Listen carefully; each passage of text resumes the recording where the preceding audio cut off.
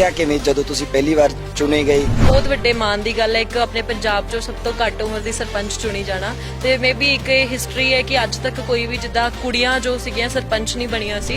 ਕਹਿੰਦੇ ਲੜਾਈਆਂ ਬਹੁਤ ਹੁੰਦੀਆਂ ਨੇ, ਬਦਨਾਮੀ ਬਹੁਤ ਹੋਈ ਹੈ ਪੰਜਾਬ ਦੀ ਕਿ ਭਰਾ ਦੇ ਨਾਲ ਭਰਾ ਲੜ ਪੈਂਦਾ ਹੈ ਵੋਟਾਂ ਪਿੱਛੇ, ਇੱਕ ਸਿਆਸਤ ਪਿੱਛੇ। ਤੁਸੀਂ ਕਿਹਾ ਸੀ ਮੈਂ ਸੁਧਾਰ ਕਰਨਾ ਹਨਾ, ਮੈਂ ਲੋਕਾਂ ਨੂੰ ਵਧੀਆ ਸਿਸਟਮ ਦੇਣਾ ਜਿਹੜਾ ਪਿੰਡੂ ਪੱਧਰ ਤੇ। ਕੀ ਤੁਹਾਡੇ ਕੋਲ ਇੰਨੇ ਸੋਰਸਸ ਹੈਗੇ ਨੇ ਕਿ ਤੁਸੀਂ ਉਹ ਦੇ ਪਾ ਰਹੇ ਹੋ ਜਾਂ ਫਿਰ ਅੱਜ ਉਲਝਣਾਂ ਆ ਰਹੀਆਂ ਨੇ, ਤੁਹਾਨੂੰ ਮੁਸ਼ਕਲਾਂ ਦਾ ਜਿਹੜਾ ਸਾਹਮਣਾ ਕਰਨਾ ਪੈ ਰਿਹਾ? ਸਾਡੀ ਸਟੇਟ ਗਵਰਨਮੈਂਟ ਦੀ ਤਰਫ ਤੋਂ ਜਿੰਨੇ ਵੀ ਸਾਨੂੰ ਫੰਡਸ ਆ ਰਹੇ ਆਪਾਂ ਉਹਨਾਂ ਨੂੰ ਮਤਲਬ 100% ਪਿੰਡ 'ਚ ਯੂਜ਼ ਕਰ ਰਹੇ ਹਾਂ ਕਿ ਸਾਡੇ ਜਿਹੜਾ ਪਿੰਡ ਹੈ ਸਾਡਾ ਉਹ ਡਿਵੈਲਪਮੈਂਟ ਵਾਲੇ ਪਾਸਿਓਂ ਜਾਂ ਕਿਸੇ ਵੀ ਪਾਸਿਓਂ ਕਿਤੇ ਵੀ ਪਿੱਛੇ ਨਾ ਰਹਿ ਜਾਏ। ਕਿਸਾਨਾਂ ਨੂੰ 7 ਮਹੀਨੇ ਹੋ ਗਏ ਬੈਠਿਆ, ਉਹ ਕਹਿੰਦੇ ਮੈਂ ਇੱਕ ਫੋਨ ਕਾਲ ਤੋਂ ਦੂਰ ਬੈਠਾ ਹਨਾ। ਸਾਡੇ ਜਿਹੜੇ ਕਿਸਾਨ ਅੱਜ 7 ਮਹੀਨੇ ਹੋ ਗਏ ਉਹਨਾਂ ਨੂੰ ਲਗਾਤਾਰ ਉੱਥੇ ਬੈਠੇ ਆ, ਲੇਕਿਨ ਉਸ ਚੀਜ਼ ਦਾ ਅੱਜ ਤੱਕ ਕੋਈ ਮਤਲਬ ਉਹਨਾਂ ਨੂੰ ਇੱਕ ਵਾਰ ਆ ਕੇ ਉਹਨਾਂ ਨਾਲ ਕੋਈ ਇੱਕ ਡਿਸਕਸ਼ਨ ਨਹੀਂ ਕੀਤੀ ਗਈ ਤਾਂ ਬਹੁਤ ਮਾੜੀ ਗੱਲ ਹੈ। ਇੱਕ ਰਾਜਨੀਤਿਕ ਜੀਵਨ ਕਿਸ ਤਰ੍ਹਾਂ ਦਾ ਵੀ ਰਿਹਾ ਹੋਵੇ ਪਰ ਪ੍ਰਧਾਨ ਮੰਤਰੀ ਤੋਂ ਬੜੀ ਵੱਡੀ ਮਰਿਆਦਾ ਹੁੰਦੀ ਹੈ। ਇਹ ਜ਼ਰੂਰ ਜ਼ਿਕਰ ਕਰ ਦਿਓ ਦਰਸ਼ਕਾਂ ਦੇ ਨਾਲ, ਜਦੋਂ ਤੁਸੀਂ ਪਹਿਲੀ ਵਾਰ ਉਹਨਾਂ ਨਾਲ, ਫਿਰ ਤੁਸੀਂ ਦੂਸਰੀ ਵਾਰ ਵੀ ਇੱਕ ਉਹਨਾਂ ਨਾਲ ਆਨਲਾਈਨ ਵਰਚੁਅਲ ਮੀਟਿੰਗ ਦੇ ਵਿੱਚ ਸੀਗੇ, ਤਾਂ ਉਹਦੇ ਵਿੱਚ ਕੀ ਕੁਝ ਤੁਹਾਡੇ ਨਾਲ ਗੱਲਾਂ ਬਾਤਾਂ ਹੋਈਆਂ, ਜਿਹੜਾ ਇਨ ਸ਼ਾਰਟ ਕਿਵੇਂ ਦਾ ਐਕਸਪੀਰੀਅੰਸ ਰਿਹਾ? ਪੰਚਾਇਤੀ ਰਾਜ ਦਿਵਸ ਦੀ ਅਗਰ ਮੈਂ ਗੱਲ ਕਰਦੀ ਹਾਂ ਤੇ ਉਹਨਾਂ ਨੇ ਜਿੱਦਾਂ ਆਪਣੇ ਪੂਰੇ ਇੰਡੀਆ 'ਚੋਂ 6 ਸਰਪੰਚ ਲਏ ਸੀਗੇ, ਉਹਨਾਂ ਵਿੱਚੋਂ ਪੰਜਾਬ 'ਚੋਂ ਮੈਂ ਸੀਗੀ ਇਕੱਲੀ ਤੇ ਮੈਂ ਉਹਦੇ 'ਚ ਇਹ ਸੁਣਿਆ ਪ੍ਰਧਾਨ ਮੰਤਰੀ ਜੀ ਨੇ ਜਿੱਥੇ ਸਾਰੀਆਂ ਸਟੇਟਾਂ ਨੂੰ ਸੰਬੋਧਨ ਕੀਤਾ। ਬਹੁਤ ਮਾੜੀ ਗੱਲ ਹੈ ਕਿ ਸਾਡੇ ਪੰਜਾਬ ਦਾ ਉਹਨਾਂ ਨੇ ਜ਼ਿਕਰ ਤੱਕ ਨਹੀਂ ਕੀਤਾ। ਸਿੱਖ ਕਮਿਊਨਿਟੀ ਅੱਜ ਵਰਲਡ ਦੇ ਵਿੱਚ ਜਿੱਥੇ ਵੀ ਬੈਠੀ ਹੈ ਉਹ ਲੰਗਰ ਲਾ ਰਹੀ ਹੈ, ਜਿਹੜੀ ਪੰਜਾਬ ਤੋਂ ਗਈ ਹੈ। ਜਿੱਥੇ ਵੀ ਕੋਈ ਮੁਸ਼ਕਲ ਆਉਂਦੀ ਉੱਥੇ ਪੰਜਾਬ ਖੜਾ ਹੁੰਦਾ ਹੈ, ਫੌਜ ਦੇ ਵਿੱਚ ਪੰਜਾਬ ਹੈ, ਤਾਂ ਫਿਰ ਉਹਨਾਂ ਦਾ ਕਾਰਨ ਕੀ ਲੱਗਦਾ? ਹੁਣ ਜਿਹੜਾ ਸਭ ਤੋਂ ਜ਼ਿਆਦਾ ਸਾਡਾ ਜਿਹੜਾ ਇਸ ਟਾਈਮ ਪੰਜਾਬ ਤੇ ਹਾਈਲਾਈਟ ਹੋਇਆ ਸਾਡਾ ਮੁੱਦਾ ਜਿਹੜਾ ਕਿਸਾਨੀ ਮੁੱਦਾ ਹੈ, ਕਿਉਂਕਿ ਸਾਡੇ ਪੰਜਾਬ ਦੇ ਹੀ ਕਿਸਾਨ ਹੈ ਜਿਹੜੇ ਅੱਜ 7 ਮਹੀਨੇ ਤੋਂ ਉੱਥੇ ਜੁਟੇ ਹੋਏ ਆ ਲੇਕਿਨ ਉਹ ਪਿੱਛੇ ਨਹੀਂ ਹਟੇ। ਤੁਹਾਨੂੰ ਬੋਲਣ ਦਾ ਮੌਕਾ ਮਿਲਦਾ, ਤੁਸੀਂ ਚੱਕਣਾ ਸੀ ਕਿਸਾਨਾਂ ਦਾ ਇਸ਼ੂ। 100% ਆਪਣੀ ਤਰਫ ਤੋਂ ਆਪਣੇ ਪੰਜਾਬ ਲਈ ਆਵਾਜ਼ ਮੈਨੂੰ ਚੱਕਣ ਦਾ ਮੌਕਾ ਮਿਲਦਾ ਮੈਂ ਤਾਂ ਜ਼ਰੂਰ ਚੱਕਣੀ। ਤਾਂ ਉਹਨਾਂ ਦਾ ਸਿਆਸੀ ਜਿਹੜਾ ਰੋਲਾ ਹੋਊਗਾ ਕਿੱਡੇ ਕੁ ਮਤਲਬ ਪੰਜਾਬ ਤੋਂ ਦੁਖੀ ਹੋਣਗੇ ਕਿ ਉਹਨਾਂ ਨੂੰ ਪਤਾ ਹੈ ਕਿ ਪੰਜਾਬ 'ਚ ਬੀਜੇਪੀ ਦਾ ਕੋਈ ਹੈ ਨਹੀਂ, ਉੱਥੇ ਫਿਊਚਰ ਨਹੀਂ ਹੈਗਾ ਬੀਜੇਪੀ ਦਾ। ਜਨਤਾ ਨੇ ਬਣਾ ਕੇ ਉਹਨਾਂ ਨੂੰ ਇੱਥੇ ਭੇਜਿਆ ਸੀਗਾ ਦੂਸਰੀ ਵਾਰ, ਫਿਰ ਉਹਨਾਂ ਨੂੰ ਜਨਤਾ ਦਾ ਹਾਲ ਚਾਲ ਪੁੱਛਣਾ ਚਾਹੀਦਾ ਸੀ ਲੇਕਿਨ ਉਹਨਾਂ ਨੇ ਨਹੀਂ ਪੁੱਛਿਆ ਤੇ ਬਹੁਤ ਮਾੜੀ ਗੱਲ ਹੈ। ਮੈਂ ਕਹਿੰਦੀ ਕਿਹੜੇ ਕੰਮ ਨੇ ਜਿਹੜੇ ਤੁਸੀਂ ਕਰਵਾਤੇ? ਕਿਉਂਕਿ ਕੰਮਾਂ ਦੇ ਨਾਂ ਤੇ ਰਾਜਨੀਤੀ ਹੁੰਦੀ ਆਈ ਹੈ ਪੰਜਾਬ ਦੇ ਵਿੱਚ ਤੇ ਅੱਜ ਵੀ ਹੋ ਰਹੀ ਹੈ ਤੇ ਹੁੰਦੀ ਵੀ ਰਹੇਗੀ। ਮੇਰੇ ਸਰਪੰਚ ਬਣਨ ਤੋਂ ਪਹਿਲਾਂ ਮੇਰੇ ਪਿੰਡ ਦੀ ਕੋਈ ਪਹਿਚਾਣ ਨਹੀਂ ਸੀਗੀ ਕਿ ਸਾਡਾ ਪਿੰਡ ਕਿੱਥੋਂ ਸ਼ੁਰੂ ਹੁੰਦਾ ਕਿੱਥੇ ਖਤਮ ਹੁੰਦਾ ਹੈ। ਮੇਰਾ ਪਹਿਲਾ ਕੰਮ ਸੀਗਾ ਸਰਪੰਚ ਬਣਨ ਤੋਂ ਮਤਲਬ ਉਸ ਤੋਂ ਬਾਅਦ ਮੈਂ ਸਭ ਤੋਂ ਪਹਿਲੇ ਹੀ ਇਹੀ ਸਟੈਪ ਕੀਤਾ ਕਿ ਇੱਕ ਮੈਂ ਆਪਣੇ ਪਿੰਡ 'ਚ ਐਂਟਰੈਂਸ ਗੇਟ ਲਗਵਾਏ ਕਿ ਜਿੱਥੋਂ ਕੋਈ ਵੀ ਅਗਰ ਬਾਹਰ ਦਾ ਵੀ ਆਉਂਦਾ ਹੈ ਮੇਰੀ ਪੰਚਾਇਤ 'ਚ ਉਹਨਾਂ ਨੂੰ ਦਿਸੇ ਕਿ ਹਾੜਾ ਪੰਚਾਇਤ ਦੀ ਹੱਦ ਵਸਤ ਇੱਥੋਂ ਸ਼ੁਰੂ ਹੋ ਗਈ ਤੇ ਇੱਥੇ ਆ ਕੇ ਖਤਮ ਹੁੰਦੀ ਹੈ। ਜਿਹੜੇ ਲੋੜੀਂਦਾ ਫੰਡਸ ਨੇ ਉਹ ਵੀ ਤੁਹਾਡੇ ਕੋਲ ਹੈ ਨਹੀਂ, ਜੇ ਪੈਸੇ ਤੋਂ ਬਿਨਾਂ ਤਾਂ ਘਰ ਨਹੀਂ ਚੱਲਦਾ, ਇੱਕ ਘਰ ਵੀ ਨਹੀਂ ਚੱਲਦਾ ਪੈਸੇ ਤੋਂ ਬਿਨਾਂ। ਤਾਂ ਇੱਕ ਤੁਸੀਂ ਪਿੰਡ ਚਲਾਉਣਾ, ਉਹਦੇ ਲਈ ਤੁਸੀਂ ਸੁਧਾਰ ਵੀ ਕਰਨੇ ਚਾਹੁੰਦੇ ਹੋ, ਇਹੋ ਜਿਹੇ ਕੰਮ ਤੁਸੀਂ ਕਰ ਰਹੇ ਹੋ। ਕੋਈ ਆਸ-ਪਾਸ ਦੇ ਸਰਪੰਚ ਸਿੱਖ ਰਹੇ ਆ, ਕੁਝ ਕਹਿ ਰਹੇ ਆ, ਉੱਥੋਂ ਦੀ ਰਿਪੋਰਟ ਕਾਰਡ ਤੁਹਾਨੂੰ ਆ ਰਹੇ ਵੀ ਪੱਲਵੀ ਤਾਂ ਵਧੀਆ ਕਰ ਰਹੀ ਹੈ, ਇਦਾਂ ਦੀ ਕੁਝ ਸ਼ਿਕਾਇਤਾਂ ਮਿਲਦੀਆਂ ਸਾਡੇ ਪਿੰਡ ਵਾਲਾ ਸਰਪੰਚ ਤਾਂ ਸੁੱਤਾ ਹੀ ਰਹਿੰਦਾ ਏਸੀ 'ਚ ਹੀ ਰਹਿੰਦਾ, ਸਾਡੇ ਪਿੰਡ ਵਾਲਾ ਸਰਪੰਚ ਤਾਂ ਸੁੱਤਾ ਹੀ ਰਹਿੰਦਾ ਏਸੀ 'ਚ ਹੀ ਰਹਿੰਦਾ? ਤੇ 80 ਪੰਚਾਇਤਾਂ ਤੋਂ ਕਾਫੀ ਸਾਰੇ ਲੋਕ ਹੈ ਜਿਹੜੇ ਪਰਸਨਲੀ ਆ ਕੇ ਮੈਨੂੰ ਕਹਿੰਦੇ ਆ ਕਿ ਸਾਡੇ ਸਰਪੰਚਾਂ ਨੂੰ ਵੀ ਥੋੜਾ ਮੋਟੀਵੇਟ ਕਰੋ। ਪੰਜਾਬ ਦੇ ਨੌਜਵਾਨ ਜਾ ਰਹੇ ਨੇ ਜਹਾਜ਼ ਭਰ ਕੇ, 12ਵੀਂ ਤੋਂ ਬਾਅਦ ਜਿਹੜੀ ਵੀ ਜਵਾਨੀ ਹੈ ਪੰਜਾਬ ਦੀ ਪਲਾਨ ਕਰ ਰਹੀ ਹੈ ਪੰਜਾਬ ਤੋਂ। ਤਾਂ ਮੇਰਾ ਇੱਕ ਇਹੀ ਮੈਸੇਜ ਹੈ ਕਿ ਜੇਕਰ ਆਪਾਂ ਸਾਰੇ ਨੌਜਵਾਨ ਇੰਡੀਆ ਨੂੰ ਛੱਡ ਕੇ ਆਪਾਂ ਬਾਹਰ ਜਾਵਾਂਗੇ ਤੇ ਸਾਡੇ ਇੰਡੀਆ ਨੇ ਫਿਰ ਪਿੱਛੋਂ ਐਵੇਂ ਹੀ ਰੁਲ ਜਾਣਾ ਹੈ। ਤੁਸੀਂ ਕਿਹਾ ਕਿ ਮੈਂ ਭਵਿੱਖ ਦੇਖ ਰਹੀ ਹਾਂ ਆਪਣਾ ਰਾਜਨੀਤੀ ਦੇ ਵਿੱਚ, ਪਰ ਇੱਥੇ ਇੱਕ ਐਮਐਲਏ ਦੀ ਸੀਟ ਦੇ ਪਿੱਛੇ 4 ਜਿਹੜੇ ਲੋਕ ਨੇ ਉਹ ਲੜ ਰਹੇ ਨੇ, ਤਾਂ ਇੱਕ ਨੂੰ ਟਿਕਟ ਮਿਲਦੀ ਹੈ, ਤੀਸਰੇ 3 ਲੱਤਾਂ ਖਿੱਚਣ ਵਾਲੇ ਵੀ ਉਹਦੇ ਪਿੱਛੇ ਬੈਠੇ ਨੇ। ਰਾਜਨੀਤੀ ਦਾ ਇਹ ਹਾਲ ਹੈ ਪੰਜਾਬ ਦਾ। ਕਾਂਗਰਸ ਦਾ ਜਿਹੜਾ ਕਲੇਸ਼ ਹੈ ਉਹ ਚੱਲ ਰਿਹਾ, ਸਿੱਧੂ ਗਰੁੱਪ ਚੱਲ ਰਿਹਾ, ਕੋਈ ਬਾਜਵਾ ਕਹਿੰਦਾ ਗਰੁੱਪ ਦੇ ਨਾਲ ਆ ਮੈਂ, ਕੋਈ ਕਹਿੰਦਾ ਮੇਰਾ ਲੀਡਰ ਕੈਪਟਨ ਹੀ ਹੈ, ਕੋਈ ਕਹਿੰਦਾ ਕੈਪਟਨ ਅਮਰਿੰਦਰ ਸਿੰਘ ਦੇ ਨਾਲ ਆ, ਕੋਈ ਕਹਿੰਦਾ ਮੈਂ ਦਿੱਲੀ ਬੈਠੀ ਹਾਈ ਕਮਾਂਡ ਦੇ ਨਾਲ ਆ। ਆਪਣੇ ਇੱਕ ਛੋਟੇ ਜਿਹੇ ਲੈਵਲ ਤੇ ਰਹਿ ਕੇ ਅਗਰ ਸਾਡੇ ਆਪਣੇ ਏਰੀਆ ਦੀ ਗੱਲ ਕਰਦੇ ਆ, ਸਾਡੇ ਇੱਥੇ ਇੰਨੇ ਮਤਲਬ ਕਾਟੋ ਕਲੇਸ਼ ਨੇ ਇਸ ਚੀਜ਼ ਨੂੰ ਲੈ ਕੇ ਤੇ ਆਪਾਂ ਹਾਈ ਲੈਵਲ ਦੀ ਇਸ ਚੀਜ਼ ਨੂੰ ਜੱਜ ਨਹੀਂ ਕਰ ਸਕਦੇ। ये मेरा सौभाग्य कि मेरे स्कूल की पढ़ी हुई विद्यार्थन जो है आज सरपंच के पद पर शोभायमान है और उसके साथ मेरा इतना अच्छा तालमेल है कि हम जब कभी उसे बुलाते हैं वो हर्षोल्लास के साथ हमारे स्कूल में हर काम के लिए तत्पर है।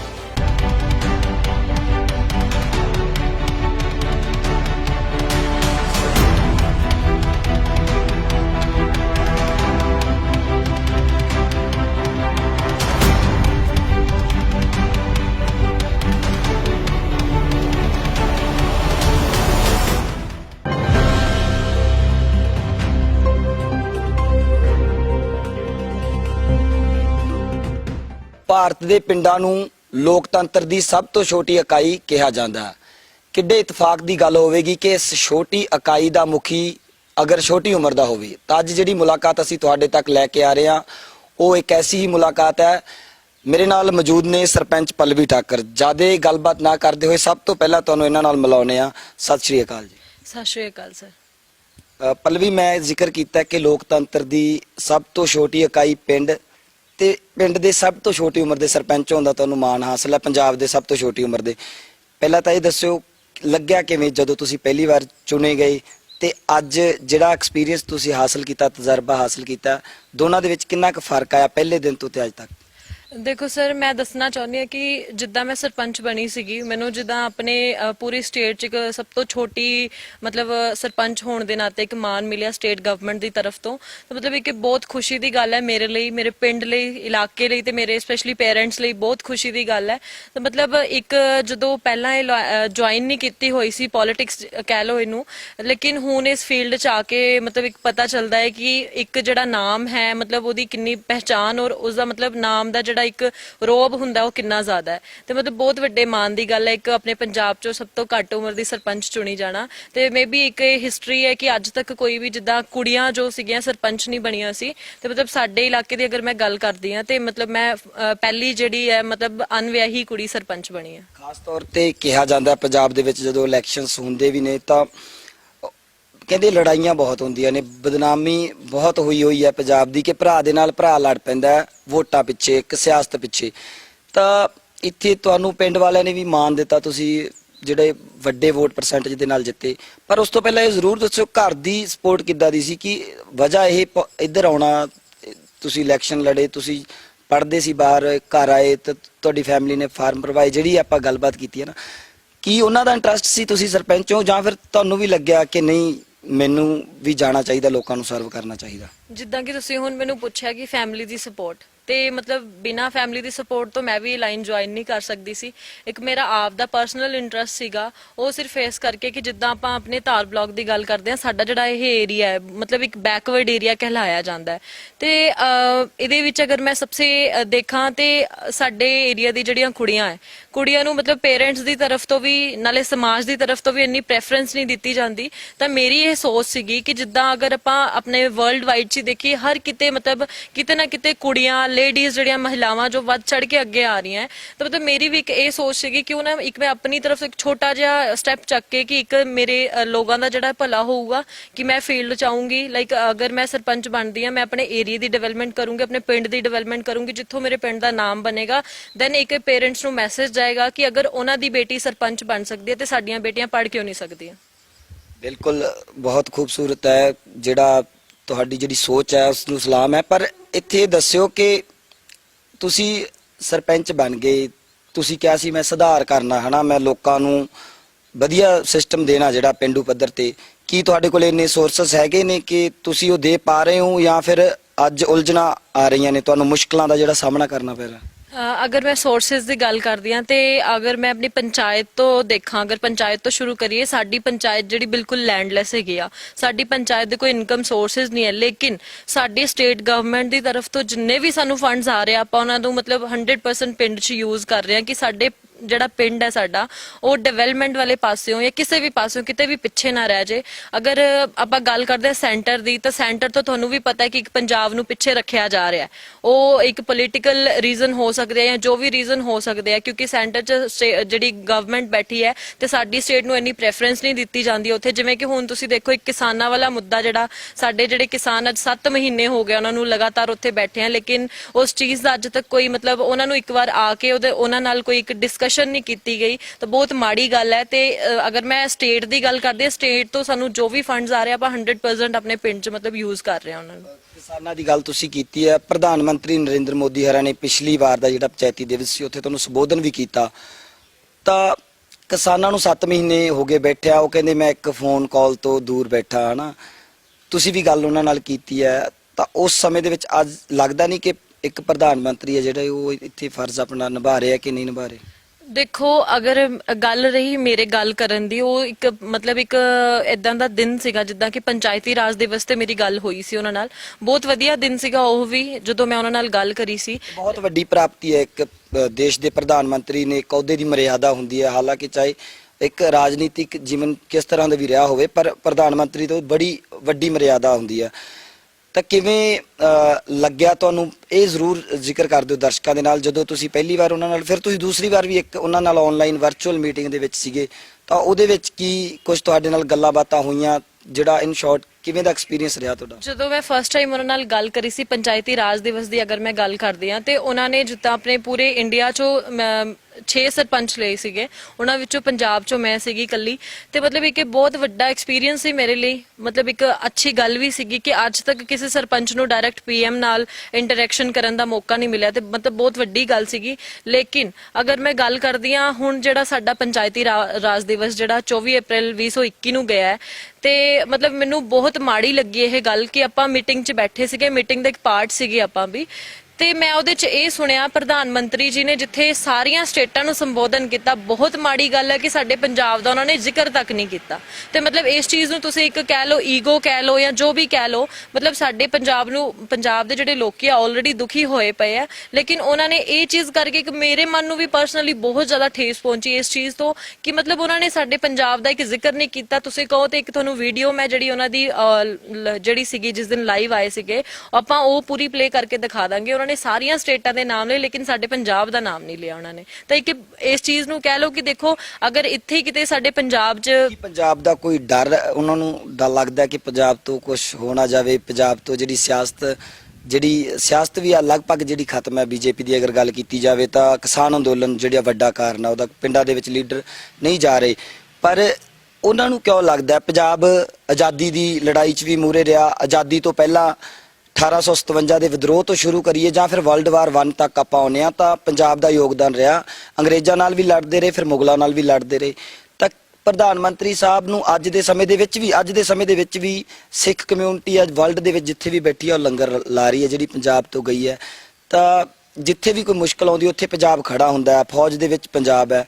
ਤਾਂ ਫਿਰ ਉਹਨਾਂ ਦਾ ਕਾਰਨ ਕੀ ਲੱਗਦਾ ਤੁਹਾਨੂੰ? ਕੀ ਸੋਚਦੇ ਹੋ ਤੁਸੀਂ ਵੀ ਪੰਜਾਬ ਦਾ ਜ਼ਿਕਰ ਨਾ ਕਰਨਾ?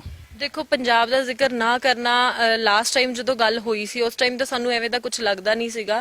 ਹੁਣ ਜਿਹੜਾ ਸਭਸੇ ਜ਼ਿਆਦਾ ਸਾਡਾ ਜਿਹੜਾ ਇਸ ਟਾਈਮ ਪੰਜਾਬ ਤੇ ਹਾਈਲਾਈਟ ਹੋਇਆ ਸਾਡਾ ਮੁੱਦਾ ਜਿਹੜਾ ਕਿਸਾਨੀ ਮੁੱਦਾ ਹੈ, ਕਿਉਂਕਿ ਸਾਡੇ ਪੰਜਾਬ ਦੇ ਹੀ ਕਿਸਾਨ ਹੈ ਜਿਹੜੇ ਅੱਜ 7 ਮਹੀਨੇ ਤੋਂ ਉੱਥੇ ਜੁਟੇ ਹੋਏ ਆ, ਲੇਕਿਨ ਉਹ ਪਿੱਛੇ ਨਹੀਂ ਹਟੇ। ਇੱਕ ਪ੍ਰਧਾਨ ਮੰਤਰੀ ਹੋਣ ਦੇ ਨਾਤੇ ਉਹਨਾਂ ਨੂੰ ਮਾੜਾ ਮੋਟਾ ਜਾਂ ਜਿੱਦਾਂ ਕਿ ਉਹ ਆਪਾਂ ਦੇਖਦੇ ਆ ਬੋਲਣ ਦਾ ਮੌਕਾ ਮਿਲਿਆ ਉਸ ਮੀਟਿੰਗ ਦੇ ਵਿੱਚ?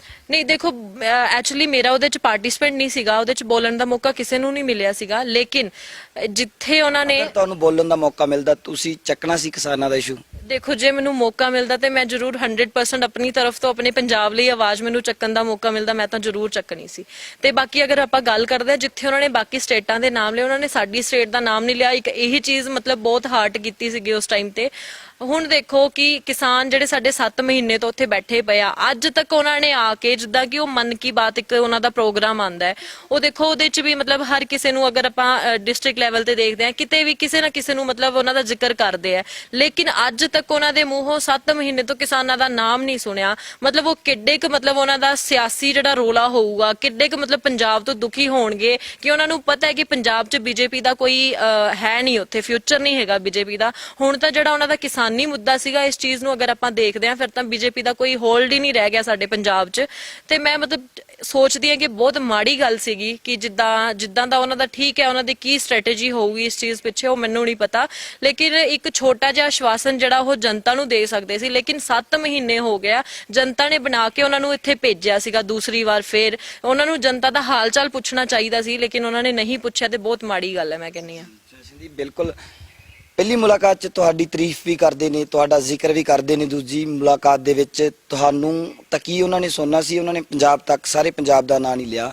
ਪੱਲਵੀ ਠਾਕੁਰ ਦਾ ਕਹਿਣਾ ਸੀ ਕਿ ਮੈਂ ਤਾਂ ਸਰਪੰਚੀ ਦੀ ਇਲੈਕਸ਼ਨ ਲੜੀ ਜਾਂ ਮੈਂ ਸਰਪੰਚ ਤਾਂ ਬਣੀ ਕਿ ਮੈਂ ਲੋਕਾਂ ਨੂੰ ਸਰਵ ਕਰਨਾ। ਤਾਂ ਕੀ ਤੁਸੀਂ ਸਰਵ ਕਰ ਪਾਏ ਹੋ? ਕੀ ਜਿਹੜੀਆਂ ਸਮੱਸਿਆਵਾਂ ਸੀ ਉਹ ਕੁਝ ਹੱਦ ਤੱਕ ਹੱਲ ਹੋਈਆਂ ਨੇ? ਉਹਦੇ ਲਈ ਤੁਸੀਂ ਕਿਹੜੇ ਸਟੈਪ ਜਿਹੜੇ ਲਏ ਨੇ ਜਾਂ ਸਰਕਾਰ ਦੇ ਅੱਗੇ ਕੋਈ ਤੁਸੀਂ ਬੇਨਤੀ ਕੀਤੀ ਹੈ ਵੀ ਮੇਰੀ ਇਹ ਸਮੱਸਿਆ ਉਹ ਹੱਲ ਕਰੋ, ਜਾਂ ਸਰਕਾਰ ਨੇ ਨਹੀਂ ਕੀਤੀ? ਕਿਹੜੇ ਕੰਮ ਨੇ ਜਿਹੜੇ ਤੁਸੀਂ ਕਰਵਾਤੇ? ਕਿਉਂਕਿ ਕੰਮਾਂ ਦੇ ਨਾਂ ਤੇ ਹੀ ਰਾਜਨੀਤੀ ਹੁੰਦੀ ਆਈ ਹੈ ਪੰਜਾਬ ਦੇ ਵਿੱਚ, ਤੇ ਅੱਜ ਵੀ ਹੋ ਰਹੀ ਹੈ ਤੇ ਹੁੰਦੀ ਵੀ ਰਹੇਗੀ ਵੀ ਅਸੀਂ ਤੁਹਾਡੇ ਕੰਮ ਕਰਵਾਵਾਂਗੇ ਲੋਕਾਂ ਨੂੰ, ਹਨਾ। ਤੁਸੀਂ ਕਿਹੜੇ ਕੰਮ ਕਰਵਾਏ ਨੇ? ਦੇਖੋ ਅਗਰ ਮੈਂ ਗੱਲ ਕਰਦੀ ਆ ਜਿੱਦਾਂ ਕਿ ਮੈਂ ਆਪਣੇ ਪਿੰਡ ਦੀ ਸਰਪੰਚ ਬਣੀ ਆ, ਮੈਨੂੰ ਪਿੰਡ ਦੇ ਲੋਕਾਂ ਨੇ ਬਣਾਇਆ ਹੈ।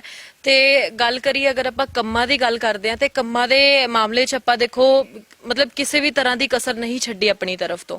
ਜਿੰਨਾ ਸਾਨੂੰ ਜਿੱਦਾਂ ਸਟੇਟ ਤੋਂ ਪੈਸੇ ਆਉਂਦੇ ਆ ਜਾਂ ਆਪਾਂ ਮਨਰੇਗਾ ਦੇ ਥਰੂ ਜਾਂ ਕੋਈ ਵੀ ਜਿਹੜੀ ਸਕੀਮ ਸਾਡੇ ਸਟੇਟ ਤੋਂ ਦਿੱਤੀਆਂ ਜਾਂਦੀਆਂ ਸਾਨੂੰ ਪੰਚਾਇਤਾਂ ਨੂੰ, ਆਪਾਂ ਉਹਨਾਂ ਦਾ 100% ਯੂਜ਼ ਕਰ ਰਹੇ ਆ। ਬਾਕੀ ਇਹ ਕਿ ਪਿੰਡ ਦੀ ਨੁਹਾਰ ਬਦਲਣਾ ਇੱਕ ਮੇਰਾ ਮੇਨ ਮੋਟਿਵ ਸੀਗਾ ਤੇ ਆਪਾਂ ਉਹ ਮਤਲਬ ਇੱਕ ਦੇਖੋ ਪਿੰਡ ਦੀ ਜਿਹੜੀ ਪਹਿਚਾਨ ਹੁੰਦੀ ਆ ਉਹ ਸਭ ਤੋਂ ਵੱਡੀ ਹੁੰਦੀ ਹੈ। ਮੇਰੇ ਸਰਪੰਚ ਬਣਨ ਤੋਂ ਪਹਿਲਾਂ ਮੇਰੇ ਪਿੰਡ ਦੀ ਕੋਈ ਪਹਿਚਾਨ ਨਹੀਂ ਸੀਗੀ ਕਿ ਸਾਡਾ ਪਿੰਡ ਕਿੱਥੋਂ ਸ਼ੁਰੂ ਹੁੰਦਾ ਕਿੱਥੇ ਖਤਮ ਹੁੰਦਾ ਹੈ। ਤੇ ਜਿਹੜਾ ਮੇਰਾ ਪਹਿਲਾ ਕੰਮ ਸੀਗਾ ਸਰਪੰਚ ਬਣਨ ਤੋਂ ਮਤਲਬ ਉਸ ਤੋਂ ਬਾਅਦ ਮੈਂ ਸਭ ਤੋਂ ਪਹਿਲੇ ਹੀ ਇਹੀ ਸਟੈਪ ਕੀਤਾ ਕਿ ਇੱਕ ਮੈਂ ਆਪਣੇ ਪਿੰਡ 'ਚ ਐਂਟਰੈਂਸ ਗੇਟ ਲਗਵਾਏ ਕਿ ਜਿੱਥੋਂ ਕੋਈ ਵੀ ਅਗਰ ਬਾਹਰ ਦਾ ਵੀ ਆਉਂਦਾ ਹੈ ਮੇਰੀ ਪੰਚਾਇਤ 'ਚ ਉਹਨਾਂ ਨੂੰ ਦਿਸੇ ਕਿ ਹਾੜਾ ਪੰਚਾਇਤ ਦੀ ਹੱਦ ਵਾਸਤੇ ਇੱਥੋਂ ਸ਼ੁਰੂ ਹੋ ਗਈ ਤੇ ਇੱਥੇ ਆ ਕੇ ਖਤਮ ਹੁੰਦੀ ਹੈ। ਤਾਂ ਮਤਲਬ ਇੱਕ ਐਵੇਂ ਦੇ ਜਿਹੜੇ ਛੋਟੇ-ਛੋਟੇ ਜਿਹੜੇ ਕੰਮ ਸੀਗੇ। ਬਾਕੀ ਅਗਰ ਆਪਾਂ ਬੇਸਿਕ ਨੀਡਸ ਦੀ ਗੱਲ ਕਰਦੇ ਹਾਂ, ਲੋਕਾਂ ਨੂੰ ਇੱਕ ਪਿੰਡ 'ਚ ਸਫਾਈ ਜਿਹੜੀ ਹੈ ਉਹ ਚਾਹੀਦੀ ਹੁੰਦੀ ਹੈ ਤੇ ਗਲੀਆਂ ਨਾਲੀਆਂ ਹੀ ਲੋਕਾਂ ਦੀ ਇਹੀ ਮੁਸ਼ਕਿਲਾਂ ਹੈ ਜੋ ਸਰਪੰਚੀ ਲੈਵਲ ਤੱਕ ਦੇਖੀਆਂ ਜਾਂਦੀਆਂ।